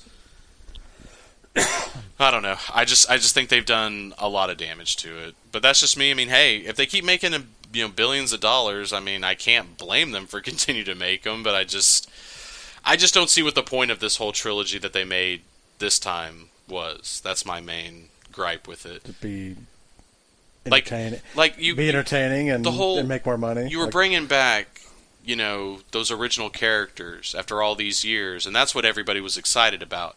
Nobody was. I mean, maybe they were. I don't know anybody that was excited. Like, dude, did you see they have a new character called Ray? And there's another one called Finn. Dude, I can't wait to Poe. I can't wait to see these new characters. No, it was like they saw the movie. No, dude, it was like Luke fucking Skywalker is gonna be back, dude. Han motherfucking Solo and Princess fucking Leia and Chew fucking Baca. R2D2, C3PO. That's what the fuck everybody went to those movies to see. They didn't go like, dude, I can't wait to see what they do. These new characters. I can't wait to see what they do. I was kind of for the second movie, and the second movie. By the time the second movie, I was like, so let me get this straight. You killed Han Solo, and Luke Skywalker was in the last 5 seconds of the movie. I could give a fuck what you guys do with the second one. And like I said, this third one, I was finally like, holy shit, they finally figured out that Billy D. Williams is still alive, and Lando Calrissian was a character in those original Star Wars movies. It's like, Jesus, man. Like, and while they're going along the trail, they're like, hey, what are these other beloved characters that people like in Star Wars? Like, hey, dude, Admiral Akbar, dude, he's a living meme. Cool, kill him. Yeah. Yeah. Let's kill everybody except, unfortunately, they had enough time to fix it. Carrie Fisher's the only one of those people that actually passed away. But she's the only one we kept alive. It just doesn't make any fucking sense. You have the time and you had the budget and you had the money to go. Like I said, dude, we could spend a whole podcast on talking on Star Wars. Well, not just Star Wars, but like the new ones. Yeah. The artistic vision on some of these things, and you're like, okay. Yeah. Or even compare them to the prequels, because what you're talking about, like putting it on ice, like that's what they kind of had to do when the prequels happened. I remember when the third one came out, and they all made money. They were all successful. Yeah, but I remember not watching Revenge of the Sith till I was at home and it was like out on DVD or whatever. Yeah. And I was already pissed. I hadn't even seen the movie yet, and I was just like, "Let's fucking do this." Yeah. See, fired up. And they got me. God. I remember I was talking to my sister whenever Phantom Menace was coming, and we were just like, "Holy shit!" This movie, and again, that was back whenever trailers could get you better, but they also preserve gems better because you just had this little teaser. And I thought you had too. Some stuff coming out of the mist, and there's no internet. The Lucasfilm logo, and it's just like boom, Star Wars, the Phantom Menace, and you were like, I don't know what the fuck the Menace is. I don't know who the Phantom is, but I'm fucking there. So you go and you see it, and you're just like, what just happened? It was one of the most deflating experiences of my life. But I was so like, okay. I tried to rationalize everything. I said, okay, there's no way. This was a fluke. This is a fluke. Attack of the Clones? Yes, it should have been called the Clone Wars, but okay, Attack of the Clones. It sounds hokey, like, Attack of the Pod People. But, that doesn't matter. That doesn't matter. This is going to be amazing, dude. It's the Clone Wars, dude. It's going to be badass. Then you go and you see it, and you're like, oh my god. Which is why I was like, okay, this was shame on me. The first one was shame on them. This was shame on me. Revenge of the Sith. I caught that shit on DVD like sometime after. Just like I did, yeah. And I didn't really care. I was like, okay. And looking back, like I've recently rewatched them quite a bit, just because my kid's getting into them, and I would actually say that's one of the better ones. Like out of those prequels, Revenge of the Sith is probably one of the better ones. Here's the thing. I'd rather watch The Phantom Menace than The Force Awakens or The Last Jedi. Like the first one, the Phantom Menace, it has enough of just the little bit of magic that the old ones There's enough had. that feels like fucking like again. Yes, like that feels like Star Wars. I'll say this: George Lucas. I don't like the prequels overall, but man, at least he tried something different. Yeah, he tried something different. And man, I know there's people that said it that by the end of this trilogy that we have now, they'll be begging for George Lucas again. And you know what? I think they might have had a point, because I'm like, I think I would have rather have seen George Lucas do something with these characters, because George Lucas wouldn't have killed them all. He might have killed. Apparently, Harrison Ford wanted his character to die. Sure. But in my opinion, if you're Disney, with all that Marvel money and Mickey Mouse money, you go, listen, Harrison, I understand. Mickey's going to put an offer on this napkin, and we're just going to slide it across. Exactly. For artistic reasons, you want to kill this, smuggler with a heart of gold. That's, hey, man, I appreciate that and I respect that. But here's something I like to call $10 million for you to just make the fucking movie, and then, hey, whenever we do the next one, there's going to be another thing that I like to call $10 million more to just be Han fucking Solo and shut up about wanting to kill him. And because $10 million when that movie made, I don't know, it could make its own fucking currency based on that movie. You're going to be okay. And I don't know, man. You put Luke Skywalker in the movie. Well, I say that. If they had done it right, I don't mind Luke Skywalker being because if the whole movie, all I was thinking, I was like, where the fuck is Luke? Come on, Luke. I don't care about all this other shit. Yeah, you're looking for him. Yeah. Where is he? Yeah, and then they finally show him. But see, we'll have to talk about this when we do a podcast on this, because I have in my head, if I was in the boardroom, the idea I would have sold for The Force Awakens to the studio and been like, if you guys don't shoot this, there's something fucking wrong with you, or something similar to this. Because in the end, all we got was kind of a reskin of A New Hope, and A New Hope is so much better than what I'll say this for JJ and Disney, man, that trailer they made for Force Awakens. That's maybe the best trailer ever made. Sure. That first one where you have the Millennium Falcon over the sand or whatever, I was just like, yeah, I'll camp out for this movie, man. I'm there. And sinker, exactly. Dude. They got, yeah. And then, but see, I knew. I learned from the Phantom Menace and my folly with Attack of the Clones. I only had to see The Force Awakens in theaters. After that shit was done, I was like, I didn't go see Last Jedi in theaters. Yeah. That shit came on Netflix, and I was like, yeah, I guess I'll take the dive. And boy, it was a headfirst dive into a pool without water. Yep. Because I kind of feel like I got a head injury from watching that movie. And I see the trailers for this for Skywalker whatever thing, and I'm like, don't fucking care, man. Don't fucking care. See it when you see it. Yeah, I'll say it'll be on Netflix sometime, and I'll be like, all right, well, let's go in for round 2. Like I said, that's a whole podcast. Maybe that's the next one that we do. We'll definitely touch on it. But speaking of Star Wars, maybe it's time for us to hit the fucking stars. How long we been going here? Yeah, long enough. Long enough. So we get off into the weeds, but that's just the taste of what we have to offer. Yeah, I think that's going to be the nature of this podcast, is just fucking start talking and see where it goes. Do you have anything that we need to... No, I think that's it. I mean, you want to check us out. You're all adults. You have fingers. You can type in the keyboards. Unidentified Flying Podcast. I'm on the Facebook and Twitter. It's usually running. We've got a website that holds, our episodes. We got our YouTube channel. I'm putting all the old and the one we're just recording now on there. And then we've got a clips channel, UFP clips, where it's just little, just have a little topic or a little subject or just a clip, the word. Then you can go check it out. So, UFP, cool. Unidentified Flying Podcast. If you can't find us, then I don't know what to tell you. Yeah, the whole time you were saying all that, I was trying to think of man, I need to come up with a cool sign-off line, but I've got nothing. So you're just. I was just say you're tapped out. Goodbye. Yeah, we got that, and we got all of those channels and Fast Radio Burst Network. That's kind of the more serious Oklahoma stuff. Okay. We're just we're the kooks. Okay. That's fair. That's a good assessment. Hey, they're here. Offer a little insight into bullshit going on. But yeah, we'll do more podcasts somewhat regularly and just shoot the shit. Cool. If it's around Oklahoma, we'll definitely talk about it. If it's not, we'll probably still talk about that too. Yeah. And as you can tell, I mean, what do we talk about now? We went from like tornadoes to Star Wars, man. Well, there's basketball. There's basketball there somewhere. Basketball and Batman, all here in Oklahoma, baby. Yeah.